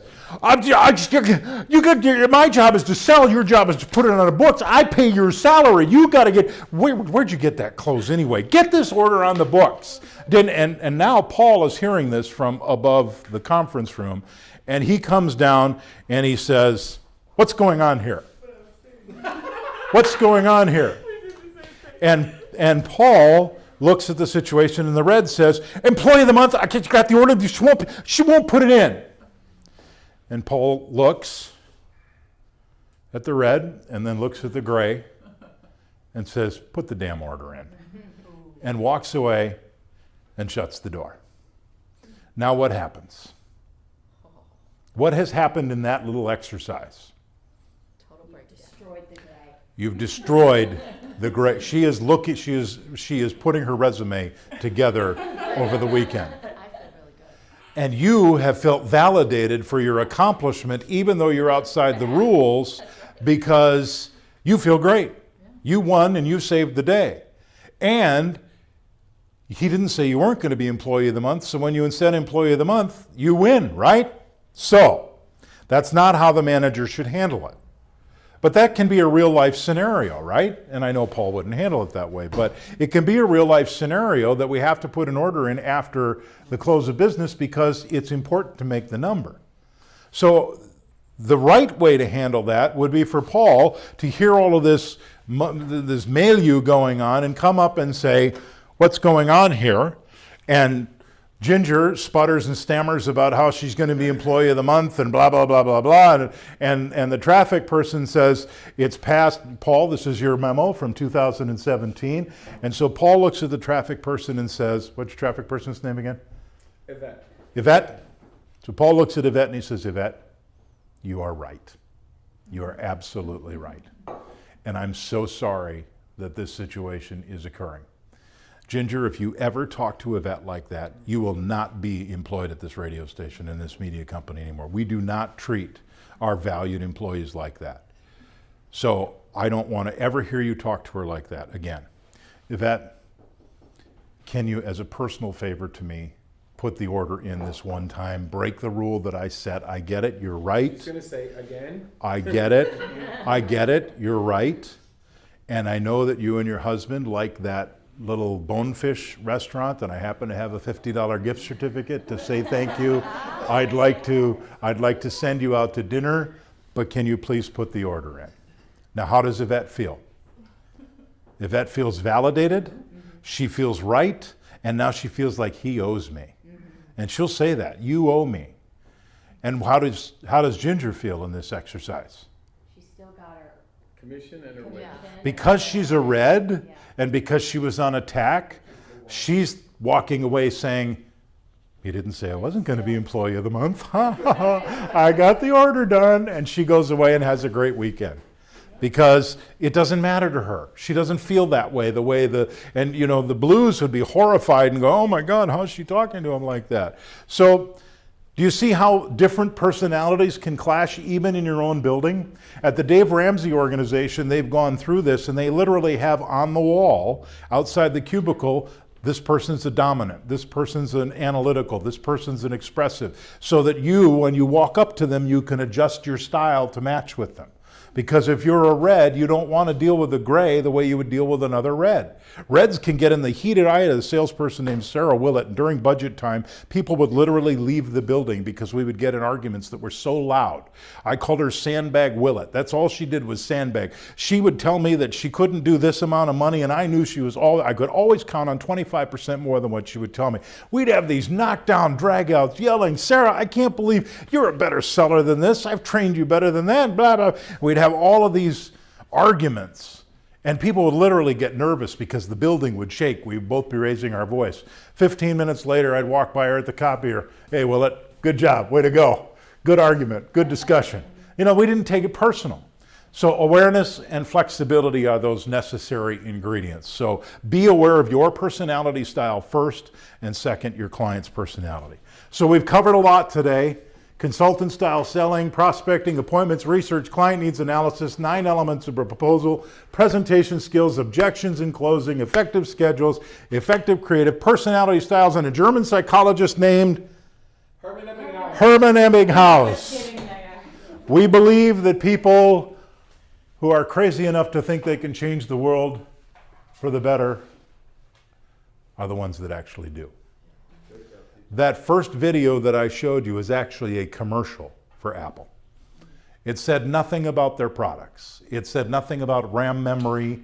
It said nothing about hard drive space or core processors. It was talking about celebrating diversity and celebrating thinking differently, which was their slogan for years and years and years.